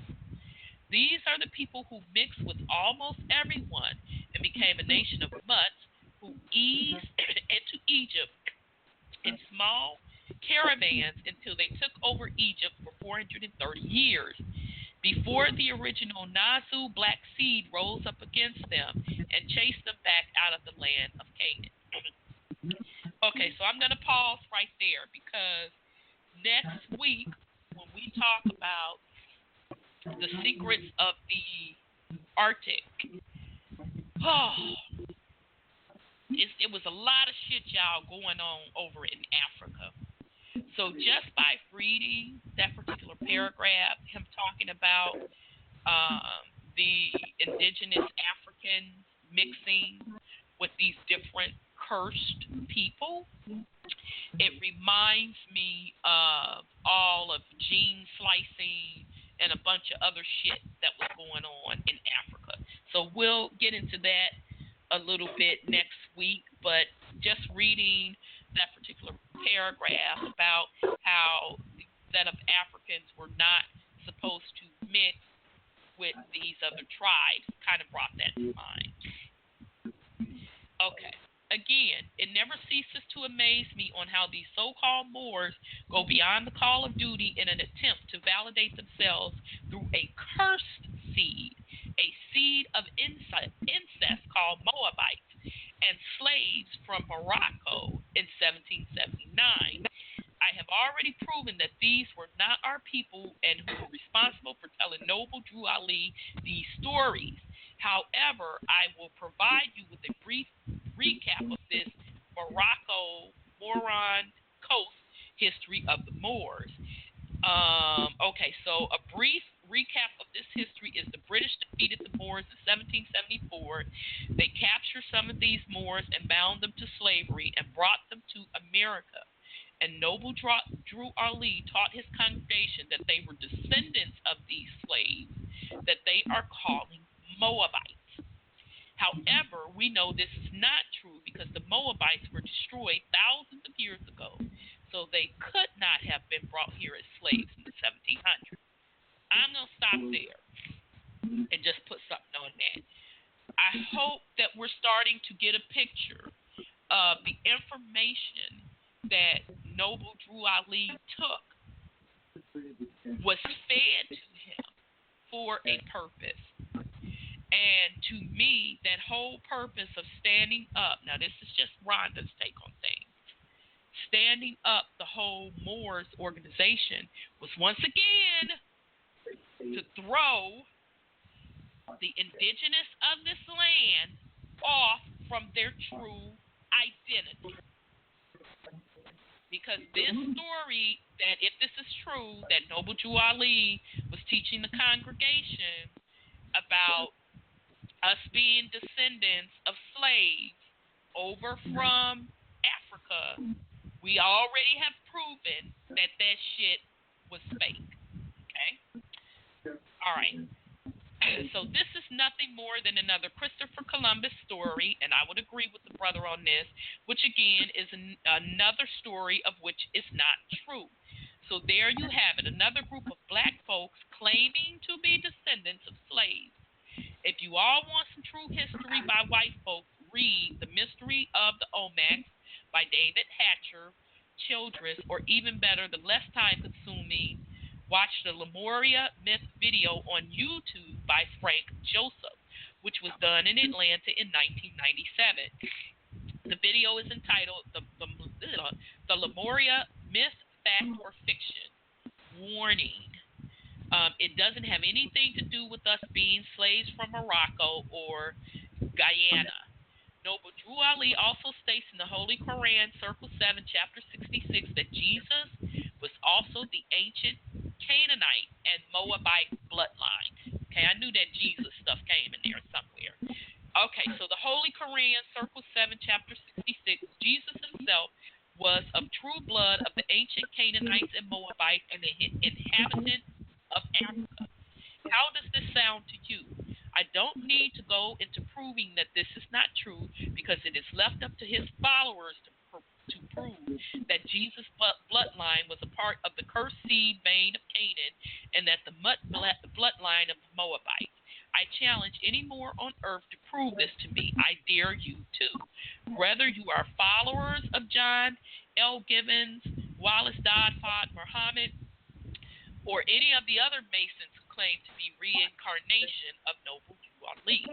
Since Noble Drew Ali is not here to prove it, then maybe some of his reincarnated counterparts will come forth and prove this. Nope, I think not. Now let's move on to the Holy Quran, Circle 7, Chapter 47, Verse 2. It states, and I quote, "Old man Cush and his family are the first inhabitants of Africa who came from the land of Canaan. Based upon Noble Drew Ali not being fluent in the ancient languages that our true story is written in, he had to rely on the Masons and Shriners, who only provided him with all of this inaccurate information.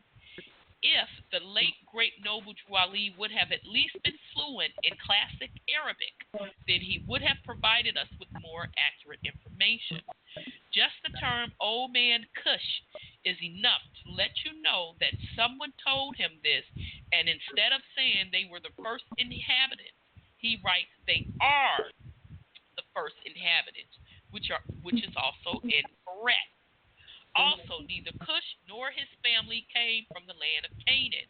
Cush and his family came from Nuba, now known as Nubia, and Sumer, or what is now called Mesopotamia. In fact, Cush and Kish both came by the way of Olmec, from Mesopotamia and Nubia.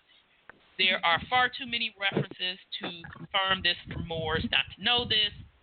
Furthermore, you can find the lineage and bloodline of Cush, who was the first son of Ham or Cam, who was the son of Eutynephus from Mesopotamia, called Noah in the Bible. If the Moors knew their true language and mystery, they would already know this, but they are too busy running behind scholars such as the great mother Drusilla Dungy Houston, who was also taught by Masons as well. In fact, in her book entitled Wonderful Ethiopia of the Kushite Empire, she references Christians Charles Josias Bunsen, who was another Mason and diplomat from Germany. Okay, so I am going to address a few more things on this Moorish stuff, and then I will move on to something else. Alrighty, the Holy Quran, Circle 7, Chapter 47, 3 states, and I quote, "His father Ham and his family were the second. Then came the word Ethiopia, which means the," how did you say that word, Sean, when they chopped up the land? Demarcation. Yeah, demarcation of the Amexem, the first true and divine name of Africa. The dividing of the land between the Father and the Son. Okay, so I'm going to pause here. When they're talking about the ancient Africa being Ethiopia, you can pull up the ancient maps of Africa. And I don't have it in this particular show's promo, but when we did the series on the myth of slavery, I threw in there an ancient map of Africa. And in there, it will show you the territory of Ethiopia, which they did have a large territory. But also, they will show you in that ancient map North Africa, okay, which was just a small, tiny part, almost like the size of one of the states over here. So I kind of wanted to throw that in there as well. Hold on, let's be clear, okay, because, I mean, they want to throw that Mexican thing in there.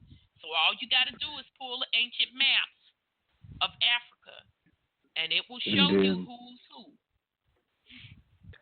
And then with the whole demarcation line thing, people have to realize that Europe, Russia, and all that, that's all one landmass. There's no large body of water separating that. That is correct. So they all over there on the same landmass. They all the same people, and that's when they started dividing up the land and cutting each other up over there. Exactly. And desecrated their lands, robbed it of the natural resources. And I am inclined to believe, and we'll get into this a little bit next week when we talk about the mysteries of the Arctic. That's why there is a lot of desert lands over in Africa, okay?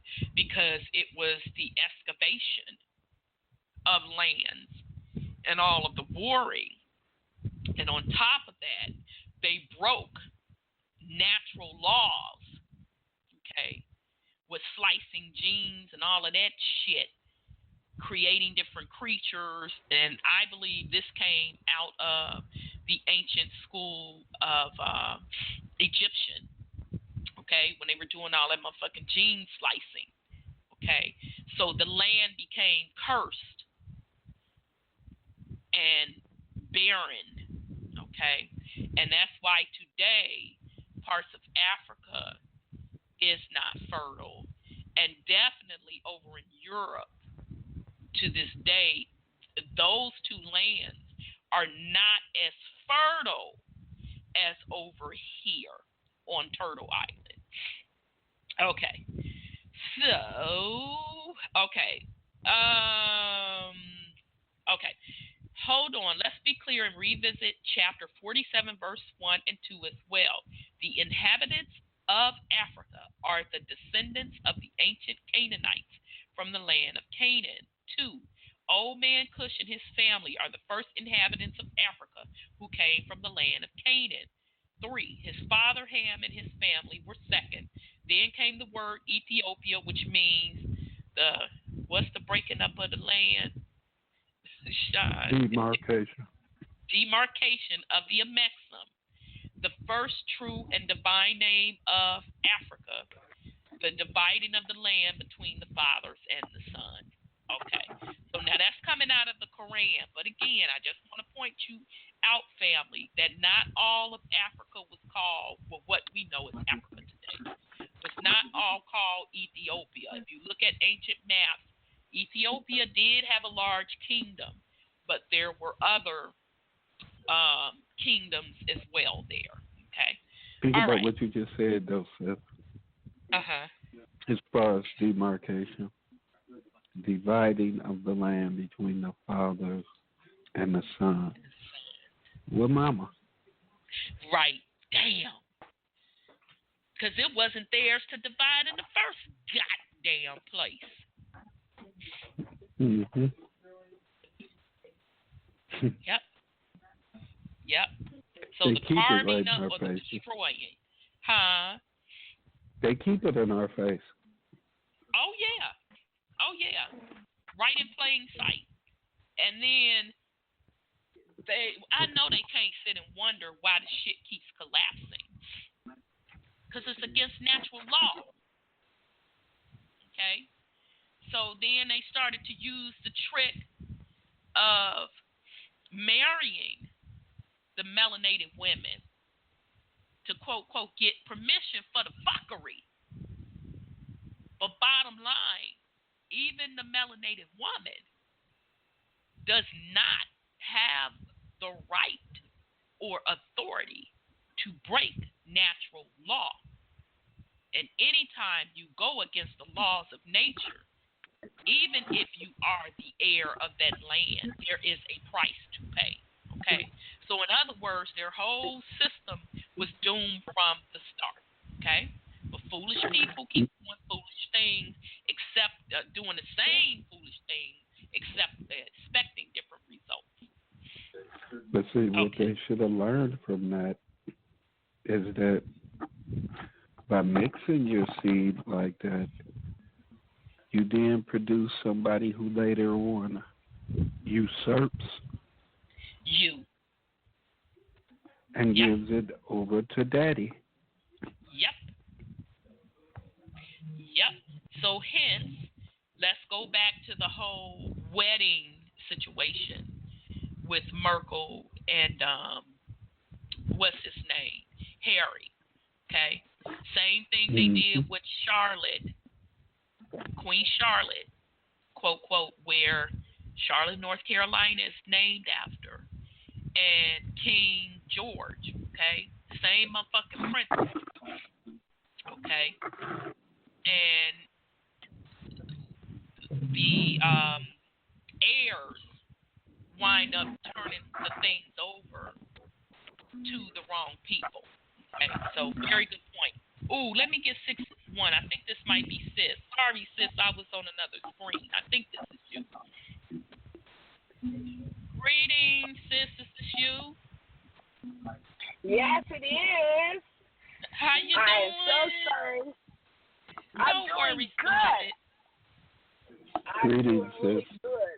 Just getting home, too, and this cell phone is about losing its battery, so I have to probably call back in on my home loan. But greetings, brother. I just went to the doctor about my hand. They were going to operate on it, and then I've been using my crystal. And my hand is healing without surgery.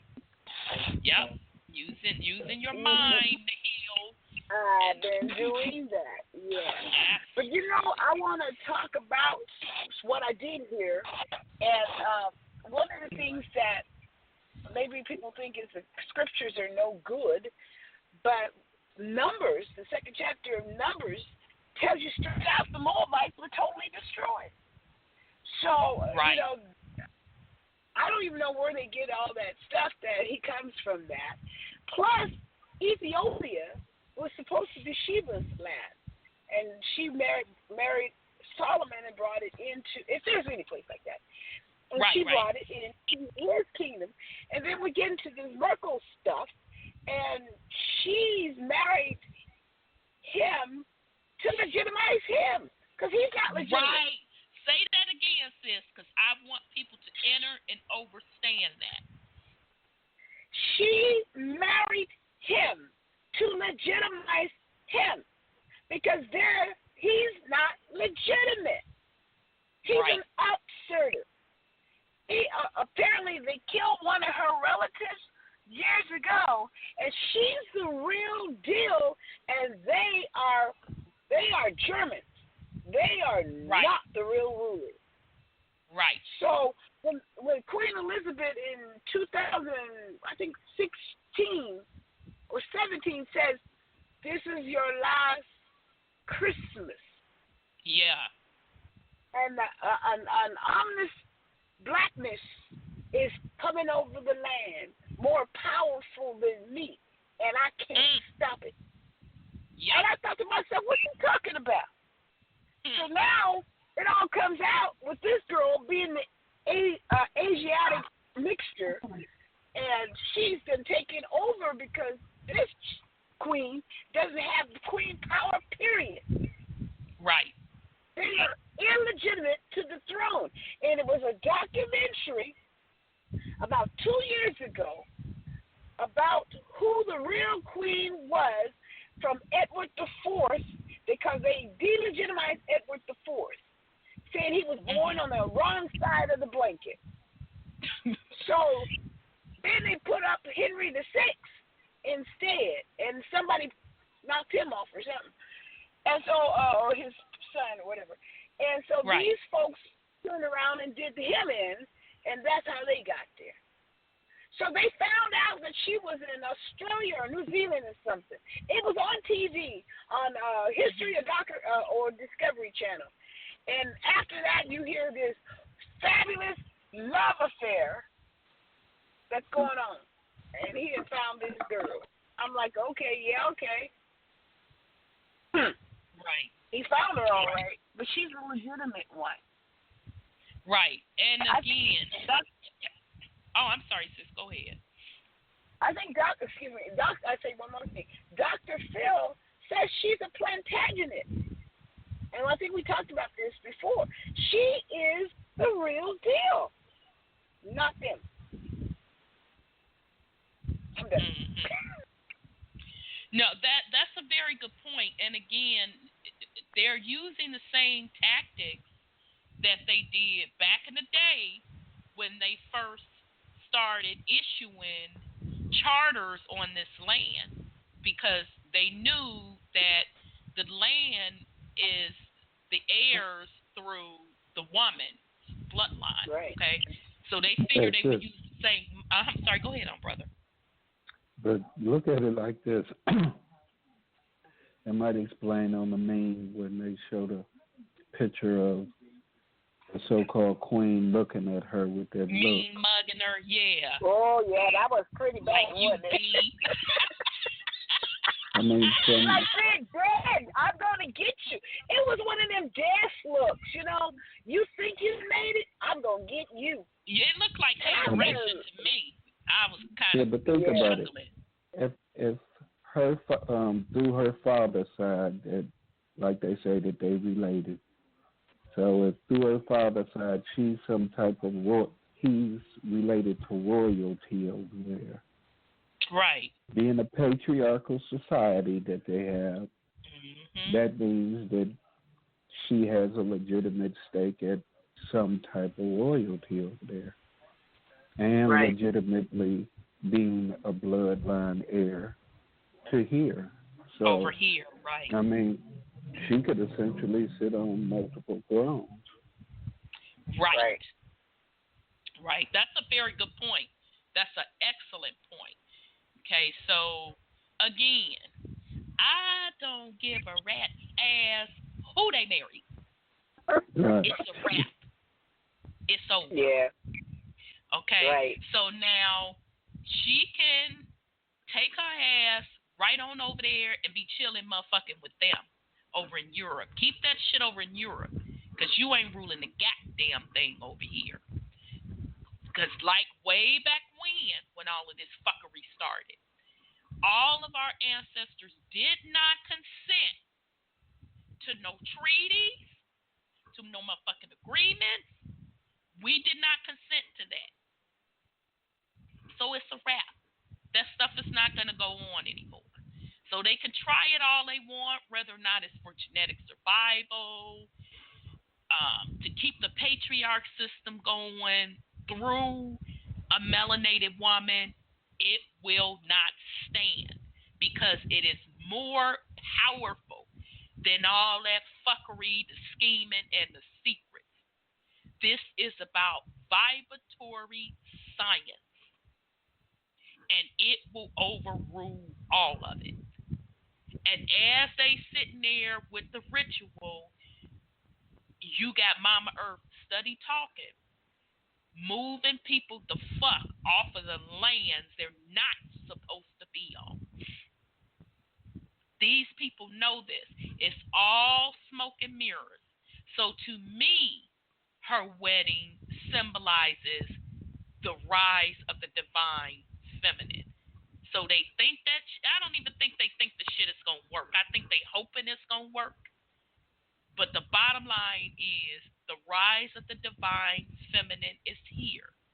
And if you don't believe it, keep watching the weather. Watch Mama Earth cave this shit in, because it's all going to go. It all will collapse. It has no choice. It is against the divine laws of nature. So, Okay, let me bring on 661. I'm going to finish up that article. Then I do want to get into the Black Boule. That is another secret organization among the celebrities, and sports figures, and all that. I want to touch on that as well. Okay, so let me open up 661. 661, your line is open. Peace, love, afros, and perms. How you doing today? I'm well. How are you, beloved? I'm doing good. I've been busy, so I've been working all the time. I don't really have any time off anymore half the time. I understand. You do you. You do your thing. So what I wanted to stress too is these temples of the Moorish Science temples and organizations that are affiliated with this stuff. They continue to keep saying that we're part of the United States government, and then they tell you that you ain't supposed to be no Indian because the Indians ain't gonna be recognized by the United States government. Is that an oxymoron going on? Yeah. Because the U.S. government don't want you, so why don't you go back under the Iroquois Constitution? Because they were never a party to the Iroquois Constitution. They have no say-so in the Iroquois Constitution, and that Constitution, it cannot be voided out because they were never a party to that Constitution. So, I love my Moorish brothers. I understand the concept, but in my mind right now is why are we still going back under the United States when the United States we were not a party to that contract with them? Right. Exactly. 1,000% agree with you, and they contradict themselves a lot on that.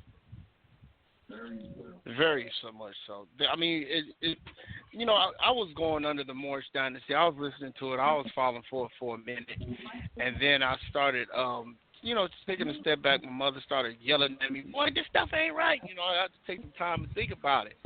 Right. And that I think about it, it's like, why have we not enforced the Iroquois Constitution if we were the original peoples or the originators of that Constitution? Why is there not an enforcing of that? Okay, yeah, they turned us into Indians. Do you know there's more laws benefiting Indians in the federal books than the people actually are really telling you that benefits you? So let's say, for instance, let's do the $5 Indian that's in power. If most of our people told the public that we were the original Indians and claimed our territory, the $5 Indian will be 50 cents. I would agree with you. Only I'll take a step back. As far as the Iroquois, I 1,000% agree with you. And to top it off, the Moors keep talking about the Iroquois trust. And, some people would say, well, if a trust was set up by the de jure, which they call the true government. Let's keep it real. The Constitution is the trust. The Iroquois Constitution is the trust. Let's keep it real. Stop all that. I'm going to get gold out the ground and blah, blah, blah. A common law trust is based on the people, the governing of the people. That was the original constitution of common law. That was the Iroquois. Then they came in with the Articles of Confederation. Then they didn't want that no more. Then they wanted to make a federalized system so they could control us even further. So this whole paradigm that we're falling under is actually an illusion of confusion. And so we keep saying the Iroquois Trust. The Iroquois Trust is telling you to get your ass back under common law and stop going under these corporate laws. That's what it's really trying to tell you. Right. And so we get it misconstrued. So you have these bunch of European folks going around saying that you need to get under the 1781 Constitution, and that's the Constitution of the Republic of blah blah blah. That's their stuff. That's their shit. They don't have a goddamn thing to do with you. And I'm gonna go even a step further because the Iroquois Nation shit don't have a motherfucking thing to do with me. My people are not a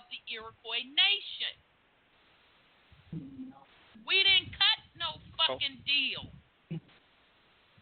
with Europe. No, we did not.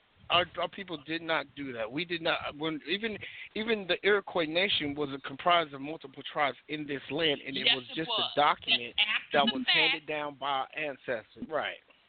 After the fact, after the conquering came into play, so let's be real, because the Iroquois Nation, before the conquering happened, they were the first ones to let them in the door. So they were doing business with them long before the Constitution even came into motherfucking play. So right, because they were supposed to have privileges. No Iroquois Nation on me. I'm sorry, Brother Sean. They was cutting a side deal for themselves. They was trying to make sure they was going to be protected and their interest was going to be protected. And it didn't happen. Nope. They got the shaft just like the Moors got the shaft from them. Absolutely. So, I mean, they was true to their form. What our people failed to realize, even to this day, none of that paperwork mean a goddamn thing if you ain't got no way to enforce it. I don't care which treaty or trust you talk about. It's through their courts that we got to try and get this stuff validated and get them to give up something that they're not going to give up. Yeah, the bottom line I agree. is we got to quit playing the game. Period. Period. And your job too. You can use that as your reference too if you want to. If you choose not to, don't. But that was established long before even the Europeans even came here and started doing business with them. Exactly. But we had wars amongst us. Right. Who knows the Indian, some other Indian tribe, but we don't know the complete story. There might have been another Indian tribe that came over and took over the Iroquois Constitution. We don't know. But we know for a fact that was here long before they were here, and it was long before a lot of people were here. And it was a document that was given by us from our ancestors, which will be the ancient minds, if you want to use that term. So we can go further than that. We got to be careful when we lump everybody together. And the reason I'm saying this is because, now this is just for me and my bloodline. Don't tie me with that fuckery with the Iroquois Nation. And I'm not getting on you. I'm making a point. We have to be careful because these different nations were in different regions. And if you want to know who is who, you got to dig back in those land records and do research on the ancient Indian tribes, and it's going to tell you who is who, and it's going to tell you which tribe blended with the other tribe, okay? So everybody did not blend with the Iroquois Nation. They did not have all of the motherfucking region from the bottom half, the top half of the East Coast, all the way to the motherfucking South. That was a title of lumping a bunch of folks together with the Iroquois Nation. Right, but that does not mean your ancestors cut a deal with them. So I want it to be clear with the listener. So when you're searching your lineage, or when another motherfucker is bringing to you your Iroquois, you gotta trust. Do your fucking research. You are who your grandmother and your great-grandmother and her mother told you who the fuck you are. End of story, period. So I'm sorry, brother. Go ahead on. That was a lot of fire in your soul for that one. But I have to make that clear because people keep getting away with tricking people. Yeah, they are tricking people, but there is also a reference to out shooting the shooter, and the shooter is the one with the gun, and they're the ones orchestrating the shots right now. So if you get up in the lineup, they're gonna find the first person with the most common sense, and they're gonna shoot you right in your head. That's what their theory was back in those days. Mm-hmm. So our job is to find some type of path. Meaning that, we can use the United States, but we don't want to use the United States. You already got a birth certificate, so you already gonna pay taxes. So what's the point? I mean, you already have a Social Security. You're going to pay some type of taxes. They're going to go and steal some money out of your bond. It doesn't matter how they're going to do it. You're still a part of that system. But you're going to have to establish yourself somewhere. Like, I understand California territory was a lot bigger than what they have it right now on the map. Right. They had the Iroquois area a lot bigger than it was on the map. Even the Sioux tribes, they had a bigger area on the map. They very rarely even speak about the Utah tribes, and they never talk about Oregon tribes that they were slaughtered. Mm-hmm. They keep that very quiet. So maybe, in my opinion, that these were nations that maybe worked together to build a nation, but it was many nations using some type of document or better yet, a contract of communication. Let's do it that way. Now, this new contract of communication under the U.S. system is a federalized, controlled commercial commerce system that is actually causing too much confusion and it's causing too much stress on the world. The world can't handle the stress of this thing. That's why it's in self-destruction right now, because it's too much stress on the planet. Right. But anyway, I'm going to shut up right now. That's a good point. No, you cool, brother. And, I would just say I get your point, and I totally respect your point. But from my point of view, we are at the age where all of it is going to be destroyed. Anyway, I'm talking the total financial system, this motherfucking paperwork, all of it is going to be destroyed. The only thing that I feel people need to do is to participate as less as possible in their fuckery. And number two, or the most important thing, is know who you are. Know who your bloodline is. That's what's important. Because Mama Earth and the energy is going to take care of the shit anyway. You ain't got to argue with no motherfucker who you are. You ain't got to produce no paperwork who you are. You are who you are. I am because I am. Okay? So to keep trying to find avenues to get over in a motherfucking system, it's never going to work. And that's why it hasn't worked, because it's all unnatural. It went against the law of nature. And let me say this, too. Me and my mom have been talking about this for a while. This is about Prophet Nova Drew Ali, or the Prophet Nova, whatever you want to. Why isn't there any recordings on that, brother?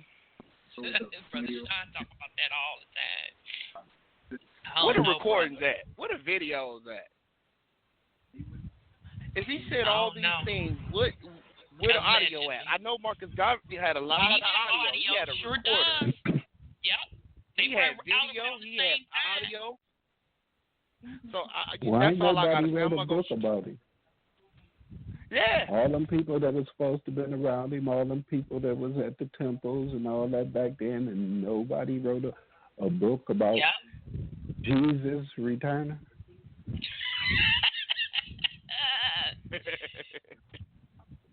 Yep. That's all I'll say. It's just kind of bugs me that they have all this writing, but they never have a video of him speaking in front of a large audience of people. Yeah, the brother might have been doing his thing. He might have been on point, but where's the videos? Everybody has videos. They had videos long before he was almost born. They had photos, all kinds of stuff. Where are the video? Show me some videos. And I know for a fact when he came back, they classified him as native born, and he was a Cherokee. Now, I don't know about all this other stuff, but that's what he was classified as at first. Right. Now all of a sudden this new stuff come about. Right. Yep. Right, because you are what your mother is, because you got a lot of mofos running around talking about some Merkel is white because the seed is through her father. No, goddammit, it's through the mom. So through the mama, right? His mom is native to this land, so he's native to this land. So no, I totally agree with you on Noble Drew Ali. So it's shrouded in mystery. It appears that the brother, got into a secret society organization. He was a Mason. He moved up to the 3rd degree, became a Shriner, and, was deep into it. And I don't know if he was approached to start the Moors organization. And it appears that he adopted the principles of the Moors from somebody else, if you go by what this brother says in the article that I was reading. Or this stuff actually emerged after his death. They say he said and he said and she said and he said, but nobody knows what he said. You have to remember that Master Far Muhammad and Elijah Muhammad was part of the Moors, and they took over. Yes. So from that point on, things changed. Well, according to the Moors, they didn't take over because they split off. But they split off and created the NOI. But it's some stink in the game either way. Yeah. Probably federally funded, because how many of us back in that day had all that kind of money to do all that advertising, and all them people got away with that pedophilia stuff and didn't do any time? It was the same thing back then as it is now. And they kept talking, he was multiple wives, he was entitled. Okay, entitled. Right. Well, part of the secret societies, and that's why, as I've been going through this over the last 2 weeks, I've been pointing out all of these leaders of these organizations are Masons or Shriners. All of them. That's pretty damn powerful. That says a lot. All of them. Hey, sis. But on the day of the wedding was also Malcolm X's birthday. Sure was. Yes, it was. Yep. Yep. So, that was a ritual all day long. Yes. Absolutely. So I was looking at the rest of this article, family. I'm not going to read it because he's going into the explanation of, let me see, where did he go into? The real story of the Canaan and the Canaanites.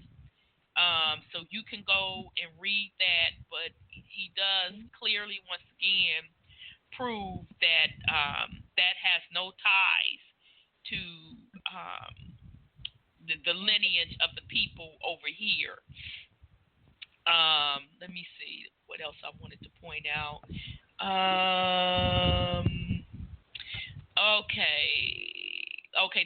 The Pentagon 5-pointer star is not our symbol, so why are you so-called Moors using this symbol? The same star is used in Wicca, Satanism, and is used in Luciferian initiations. It is used as a victory of death symbol. It is used as the Baphomet, tetragrammaton, and so on. You can't use Solomon, you can't use David, you can't use the Canaanites, Moabites, Hittites, or Amorites. So you don't have a history, and the flag you are carrying around is not yours. So now what? You cannot use the 1787 Treaty of Marrakesh because the 1912 Treaty of the Fez nullified that treaty, which was signed March 30th, 1912, by the Sultan Abdel Hafid, placing Morocco under French rule. That is very important. Anybody that studied with the Moors know they bring up that treaty of 1787 of Marrakesh. Okay? So hopefully that would make sense to you all, while a lot of them get motherfucking arrested when they bring up that treaty. And, in court, okay? There is no republic in this country. There is only a democracy, so you have You don't have anything, zip it. I don't want to hear shit.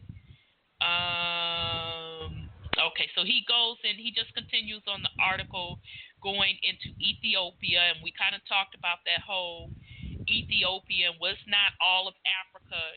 Like they say, you can go pull different sources of the ancient maps of Africa, and you will see Ethiopia's territory. And he said, Amexem is not the first true divine name of Africa either.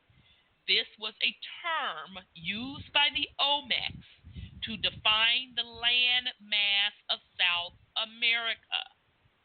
The Shriners adopted this to be a term used in what they once referred to as El Morocco before the term Morocco was used. They also did the same thing with the term Otla, another Olmec Nuban word, which is where the word Atlan was derived. Okay, so you can go read the rest of this article. I'll repost it again on Truth Uncompromised. Okay, did anybody else want to put anything else on the whole Moors ideology? Yeah. It has nothing to do with Turtle Island in Exactly. no way, shape, or form. Even though they'll try and come up with maps and try and say that Canaan was over here and how the Bible and everything, the events took place here, the name similarities, and this, that, or the other, which was all put together like that for confusion. Exactly. I mean, we're using a language that's foreign to us, and there were a lot of our tribes here that didn't even keep written records. They had no written language. Right. It was oral traditions. That's right. So for people to keep coming and trying to lump us all in one thing according to some writings that other people agreed to, treaties or trust. I mean, a trust for what? If everything we need is provided by Mama, that's right. That's the only person we're supposed to be having to trust with. Absolutely. I mean, as far as for all that stuff, people digging out the ground and cutting down trees and printing paper for and all that, that's all bullshit. Right, and it's against nature. Right, the system, period. And people keep trying to figure out ways to navigate through it. Get out of it. Don't play it. It tells you within it that you're governed by consent. So you consent to every goddamn thing that you're going through. Yes. I mean, they can talk about treaties from the 1700s to whenever. Obviously, they ain't paid attention to the legislation that these people have been passing. And how the Patriot Act done away with a lot of treaties and this, that, and the other. And then just the fact that the Pope told them that all the shit was up anyway.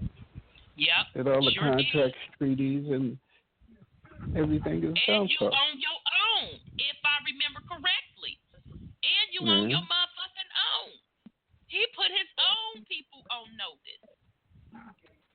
Exactly, and then I got to take the acronym for Islam. I, self-law, am master, or am master. At what point? Your whole premise is talking about being subservient, and you're waiting for Allah to come save you and to come deliver you, and all this, that, other. But you self-law and master. And all you do is talk about what some other person said. I mean, do you actually see the debates between the Mohammedans and the Nation of Islam and all these other Muslims? Right. I mean, they all talking about, my prophet said this, my prophet said this, my prophet said that. And that's what they debate about. They sitting up throwing scripture back and forth at each other, and if they're learned, they should already know those scriptures. But that's what they do, and they get emotional about these men that they praise. They do get emotional. You're right. And then what gets me, Brother Sean, is the fact that you talking about your prophet, a motherfucking man, is going to save you. And all y'all doing in these organizations is dick holding. I'm sorry, y'all. I got to get graphic because they done pissed me the fuck off. We ain't doing shit but dick holding each other on the backs of the woman. That nigga go preach that.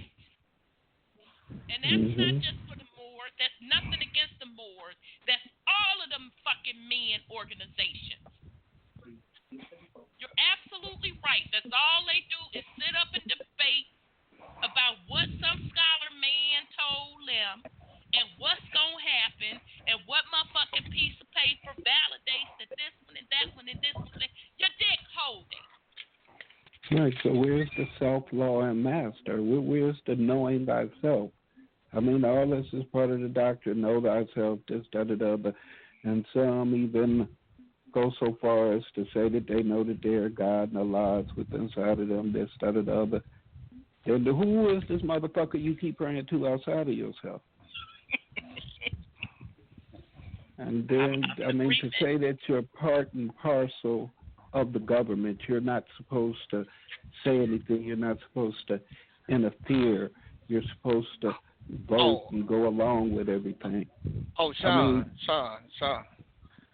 Sorry to interrupt, brother. I read one constitution that said part and parcel, and the other one said part and partial. I'm like, y'all gonna have to make up your mind. You either want the land or you want to be a part of the land. Exactly. They're partial parcel. Exactly. And that's why people get locked the fuck up when they come waving that doctrine. Because it's all over the place. And top this, they're on the terrorist list. So even to brand yourself the title of a Moor, you out the gate under the corporation labeled as a fucking terrorist. On the motherfucking FBI watch list. And that without prejudice, that shit don't mean nothing putting that on no papers. The fact that you trying to talk and act like you got rights that you don't got, that is prejudice. You trying to tell me that I can't tell you what to do? Ain't no nice way to tell a motherfucker that you ain't trying to listen. It's war. They don't care how you say it. The simple solution is, as much as possible, don't participate in the shit. Don't participate in the system. Learn it, but don't get too caught into it. Right, learn it, but take don't get bits and so pieces deep into it. Totally agree. That you say your kids and your mama in it, and you lose your mind and your morals and that stuff. Exactly. And throwing that doctrine at people, if you don't claim your nationality under a Moor, you gonna be doomed. Get the fuck out of here with that bullshit. We are. Your family's bloodline. It's what your mama and them are. That's who the fuck you are. Clean up your bloodline that way.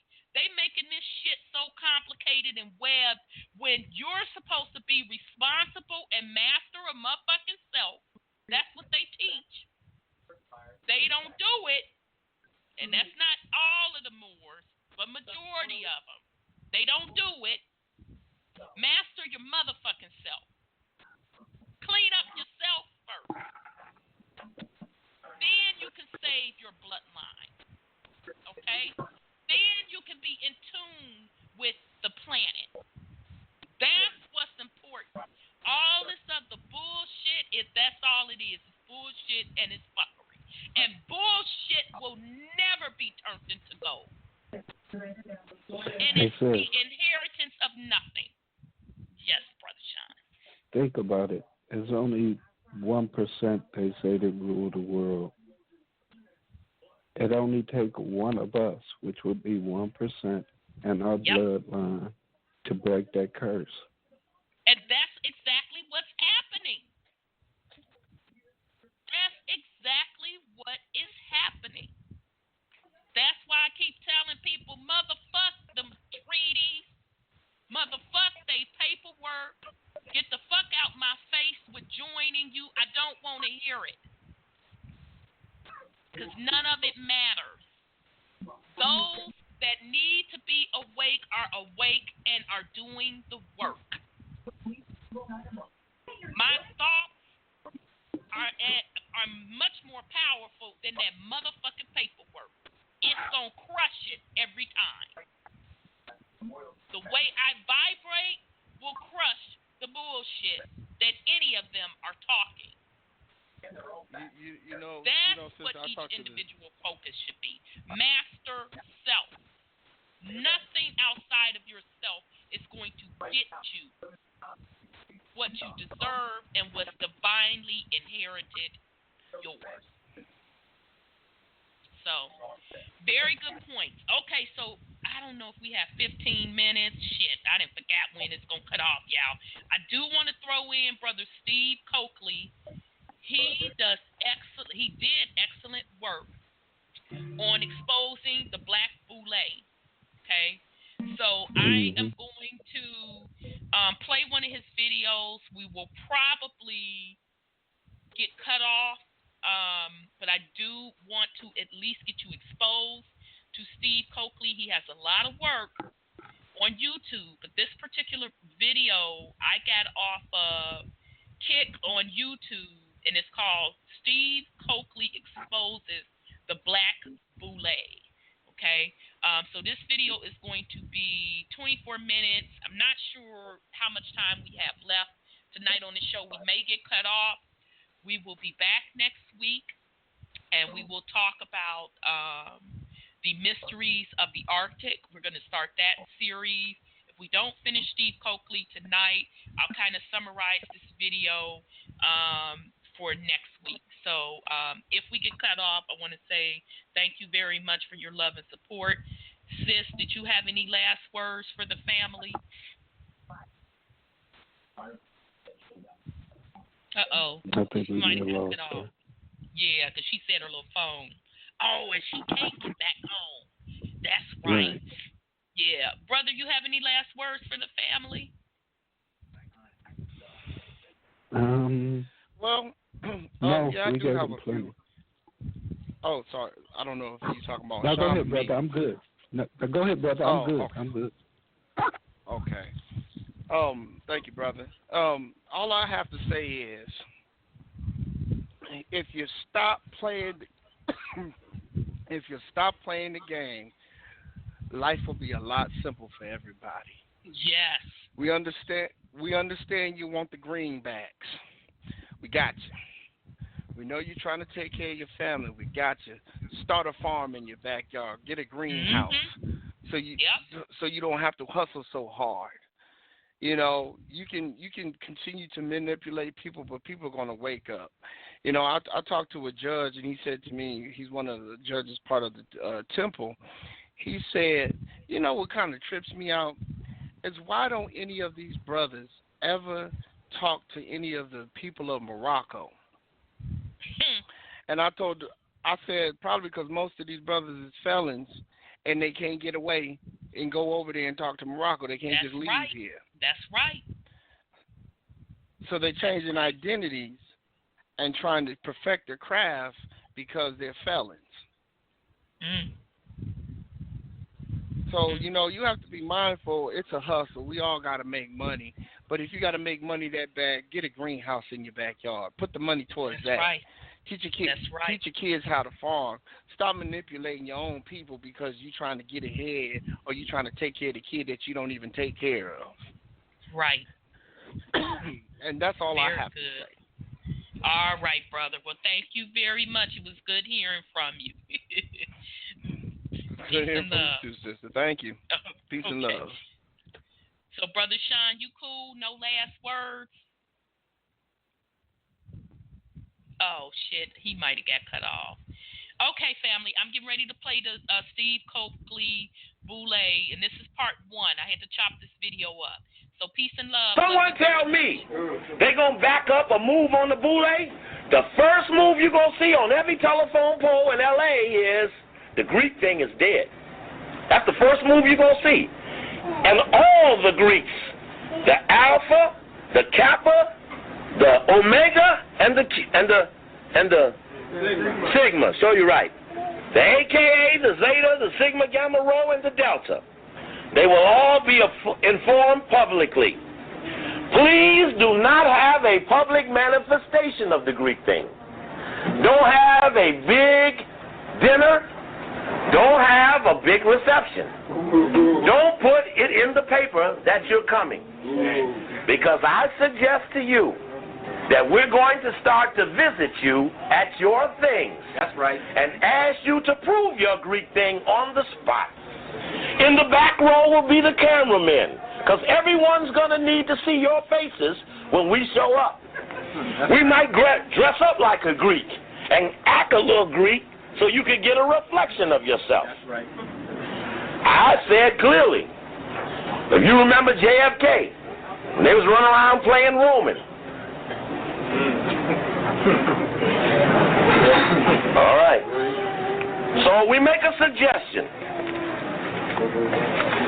that we're in the process of penetrating a group of circles, and that these circles are webs which are numerous organizations just beyond the Boule.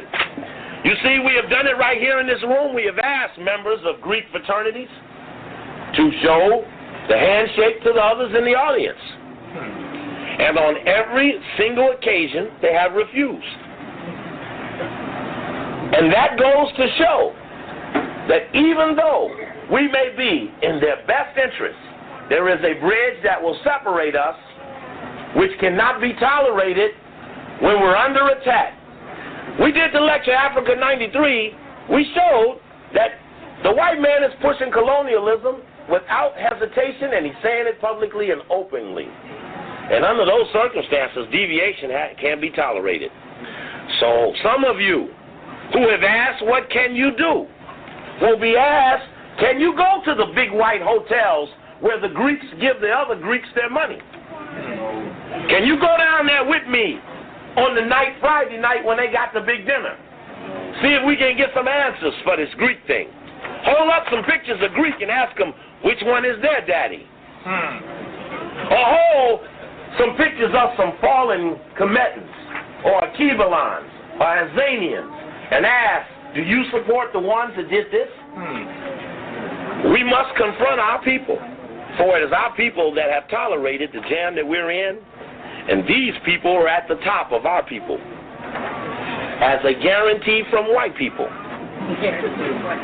Yes, the whites guarantee the Boule prosperity and notoriety. I'm telling you, we done put a lot of pressure on these people, turned a lot of them into flat tires. I saw one of the tires blown up last week in the LA Times, trying to put air back in a tire we flattened for supporting the Boule. Check. Check. This is the founder of the Boule, Henry Minton. If this was color, you'd see he's light, almost white. Because in the early aspects of the organization, there was a lot of that. Henry Minton is the founder and so-called pioneering spirit. Brother was kind, knowing I needed a point. Of the organization Sigma Pi Phi, the head man of the organization is called the Grand Sire Archon. A-R-C-H-O-N is what a member is called after they have been inducted. They're an Archon. He was the Grand Poopah from 1908 to 1909, then became Grand Sire Archon Emeritus. The Grand Sire Archon is the head of the National Boule. The head of the local Boule is called Sire Archon. So the head of the LA chapter is Sire Archon. A member in any Boule is called just Archon. So if Archon is a member, Sire Archon is the local head, Grand Sire Archon is the only head, the titular head. The Grand Sire Archon and those other top positions of the Boule have absolute and supreme authority over every Boule chapter, which are called subordinate chapters. Every subordinate chapter of the Boule is compelled to respond to the wishes of the Grand Sire Archon and the Executive Committee. This is a discussion about what Minton was thinking about in 1904 when he wanted to set up the organization. This is from the History of Sigma Pi Phi. That's the history book of the organization. The History of Sigma Pi Phi. It's written by an alpha named Charles Wesley, who wrote the history book for A Phi A as well. Didn't he? Didn't he?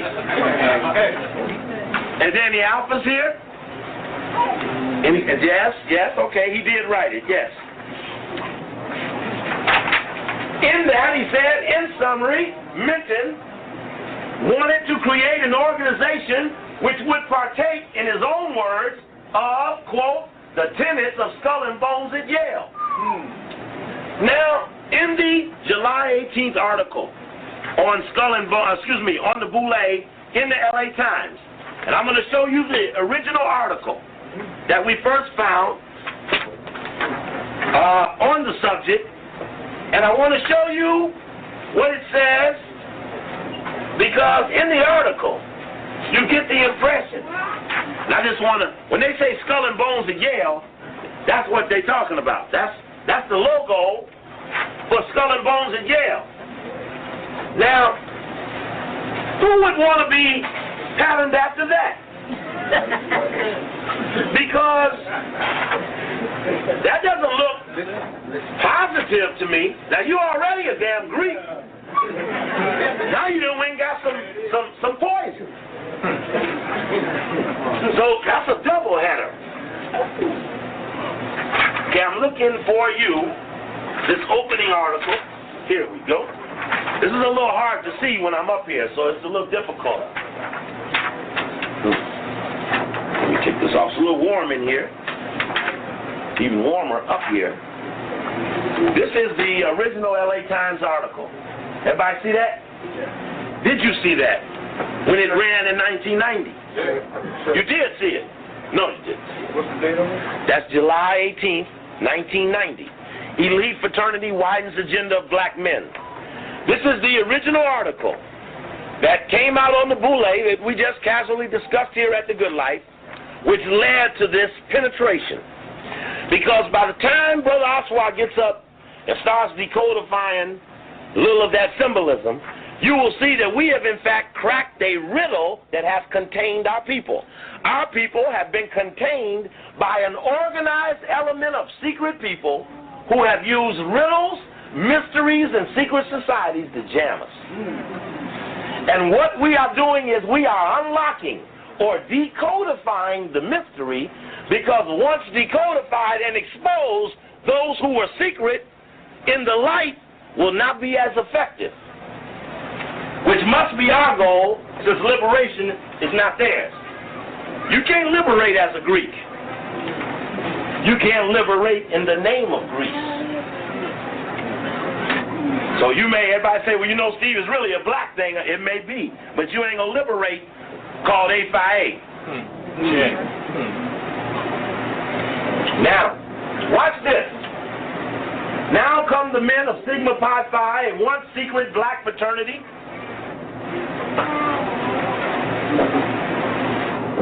that celebrates the professional and material success of black men. Have we had much material success? Well, anyway, you can just see how they spend their time. They have big, every year, they have big picnics, big annual picnics every chapter. We need to find the park where the new chapter, the LA chapter meets at, because they're going to have a big picnic somewhere, preferably in the Greek neighborhood. So we have to find where they're going to be at, so we can go to the picnic. Don't you want to go to the Boule picnic? Sure.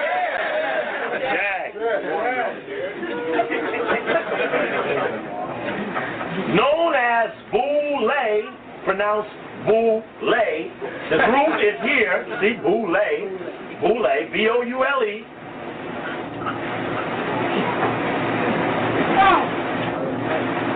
Known as the Boule. The group is here this week for its biennial meeting, and it's look at an agenda for the black male in the 90s. Now, Louis Sullivan, who is head of Health and Human Services, is a Boule member. In fact, a little later on, you'll see him talking about him speaking. It was not in this one, it's in the other one, where he's speaking. There's talking about Louis Sullivan's name right there. U.S. Secretary of Health and Human Services, Louis Sullivan. Well, this was about assisting the young black male. Says, are focusing more on social activism. Too many young black men, said the civil rights group, are underemployed, alternatively feared, and reveled, and living at a risk. So they're going to help young black men. So how did Louis Sullivan try to help young black men?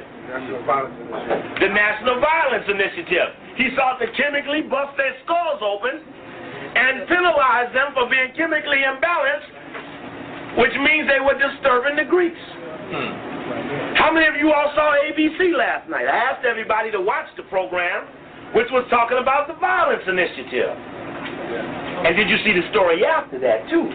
Which was just as deep. The sister from Chicago working for the Koreans, paid by the United Way. Just like we talked about on the radio. And there was a white man saying that we're not going to let certain prisoners out of jail until we prove they're chemically balanced. Now, you imagine you done your time and a motherfucker telling you 40 degrees off balance.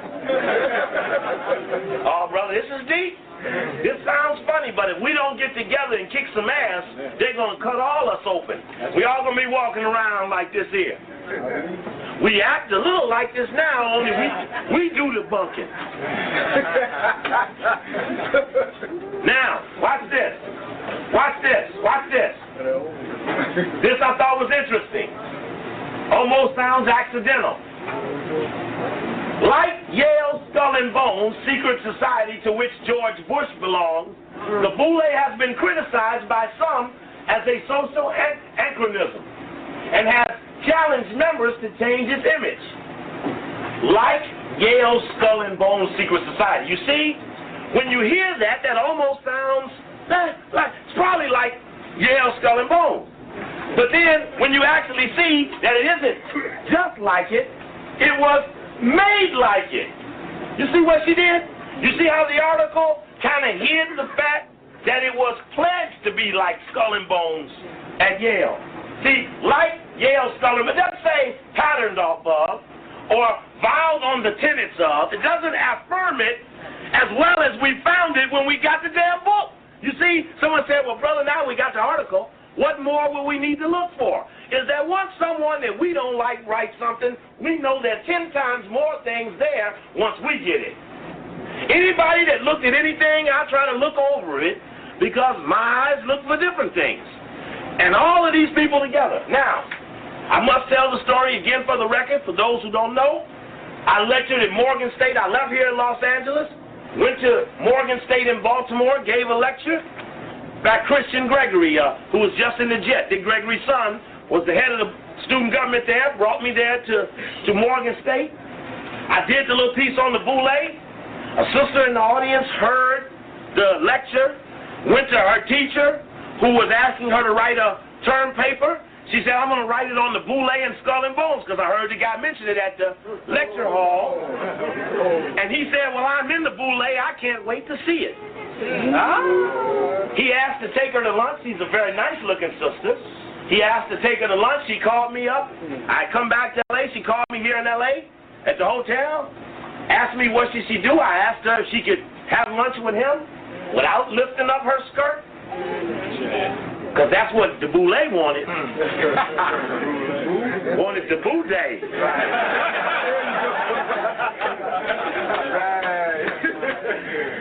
So, Sister proudly called that she had gotten a history book from him, which has a huge blue cover. It's coded in blue.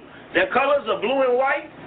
It's a big blue color. We know blue as the color that represents the lower lodges of Freemasonry. Those are the blue lodges, the 1, 2, 3 lodges. And we know The tenet that holds the Blue Lodge together is the code of silence. That's what holds the Blue Lodge together. That's all they learned. The secrets have not really been taught them because they're not taught to them till later on, but they think they know. But the 1, 2, 3 Lodge is about testing their ability to keep the damn mouth shut.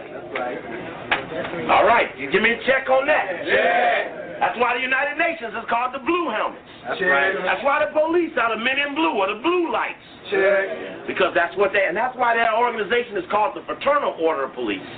And I don't know what Willie Williams thinks, but if you take a white boy that's been my enemy, that supported Gates, supported every beating of your head every time, and make that asshole motherfucker deputy mayor over the brother. That's right. I'm telling y'all, y'all in big trouble. Y'all excuse my language, but I wanted to emphasize the danger of the head of the Fraternal Order of Police becoming deputy mayor for public services. That's right. You might not care about politics, and I don't either. They're all whores. That's right. But we better not let them turn a trick and one of them legs kick us in the face. So for no other reason, do it for that reason. Boule is a Greek word designating a council of community leaders who advise kings. Now a question ought to come up. I understand what a counselor does, but who the fuck is the king? Now we have a tape where, you all remember the book called Black Power? Yeah. It's written by who? And Charles Hamilton. Very good.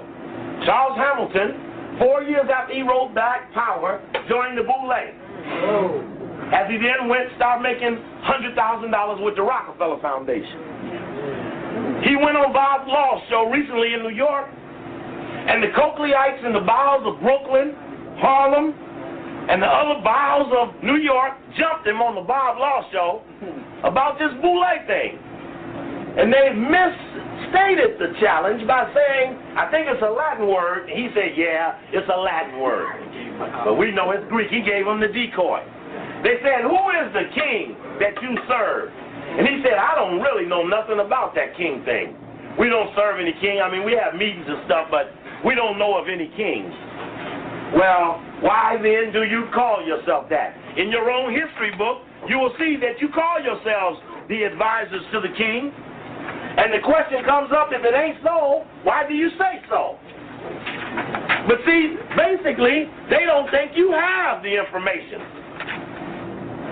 Oh, just for the record, the day the Boule was founded, for those of you who do numerological analysis, and I know some of you are into the numbers, the historic date of the founding of the Boule, for the record, is May 15, 1904. That is the birth date of Sigma Pi Phi, and it should be written indelibly on the memory of all members in the fraternity.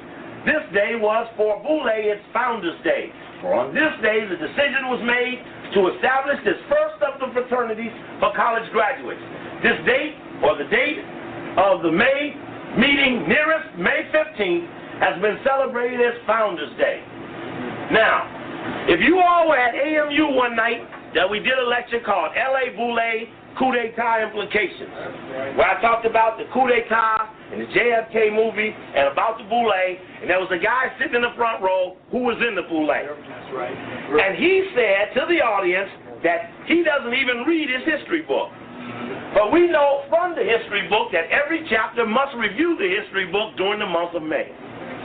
But again, they never count on you having the history book, so they don't answer you as if you know. They answer as if you don't know or never know. That's why they don't like us like they do. Because we're arming you and putting you in a position to demand answers to questions that they never expected they'd have to give up. That's right. This is compelling. We're going to look at some codified things that they talk about. There's some funny things they say. From their history book is another dialogue we want to look at. This is, as you can see, History of Sigma Pi Phi. As you see, I write on my stuff. The things you read, write on. Talk to it. Hold it for a while. Quit throwing it away as soon as you get it. In your house, there's a lot of pressure not to be junky. You'd rather be dead than junky. You'll be dead because you won't read and study, and you don't study because you don't store it. How can you study unless you store it? So because you have pressure to be neat and cool and clean and look like Ultra Sheen, you throw away the information and fight the dust busters. I suggest your houses need to get slightly more junky. That's right. As you start taping on the wall the information so you can study it, sleep it, dream it, wish it. Pray for the right that you're given the axe the night we have to slay Goliath's head. Pray you get a slash. That's right. Your children are going to ask you, Mama, Daddy, where were you when the liberation came down? Were you in on the victory? That's right. Have something to tell your children. Check. Check. Check. Check. Page 38 of the history book. In the building of the organizational plan. See, what was the niggas thinking about? That's right. What was the niggas thinking? Because you gonna sit up in 1904, just got your ass whipped in Reconstruction, just had Africa divided up before your very eyes, colonialized up the butt, just after the fake emancipation, Civil War, slavery, some still in slavery. You can't pee in a white toilet. You can't eat in a white restaurant. This is fucking 54 years before Rosa Parks. You understand what period we in? Right. We talking about you got to lean way over to go Greek. That's right. There ain't even no radio or TV yet, so somebody had to tell you about them. You couldn't even read about them. You couldn't see nothing about them or hear nothing about them. There was no TV and no radio in 1904. So when you talking about you gonna set yourself up like tenants of Skull and Bones at Yale, you better believe somebody in around this boule, and we checking on this history of Menton, may have been a Skull and Bones at Yale his damn self. Right. Pass. Passing for what? Passing for what? In the building of the organization plan, reliance was placed upon Greek history and tradition. See, a nigga tell you, they ask them niggas in that. I say, now look.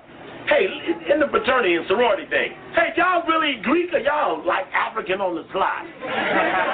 They say, no, brother, it's really African. Is the white Chevrolet blocking cars that can't get out? Is that you, brother? Check. Okay, we straight. Thank you, sister. And so, this is the first of the Greek thing. This is the granddaddy of the Greek thing. Here it is that we see that they placed how much on the organizational plan. Reliance was placed on Greek history. So when you confront them, they're going to swear it ain't a Greek thing. And you're going to tell them, say, well, I seen your thing, and I know your thing is Greek from the jump. And no subordinate boule, archon, can ever deviate from the structure and the guidelines laid down by people in the organization higher than them. Never does a private disrupt the sergeant, who does not fuck with the lieutenant, who does not contradict the general, who does not talk back to the major, and how many stars a general you are, don't talk against the president. Yes, I got it. So when you're in a hierarchy, you are controlled from the top down. The bottom could be honest people, but they must do what the top tell them. That's the deal. So if you're in the army, you know it's someone over you. Even if you Colin Powell. Colin. I'm holding my Colin. Colin Powell. Come on. Okay. Oh, you know what, brother? Anyway, I think that. I may need some good water. Okay. Let's see if I can tighten that up a little bit. Okay. The reasons for this action are not difficult to discover, for it was well known that the study of Greek civilization was basic to an acquaintance with Western civilization. Which means, what do that say? They had to give us white. Say, we better learn Whitey if we're going to get with Whitey. Check? Check. And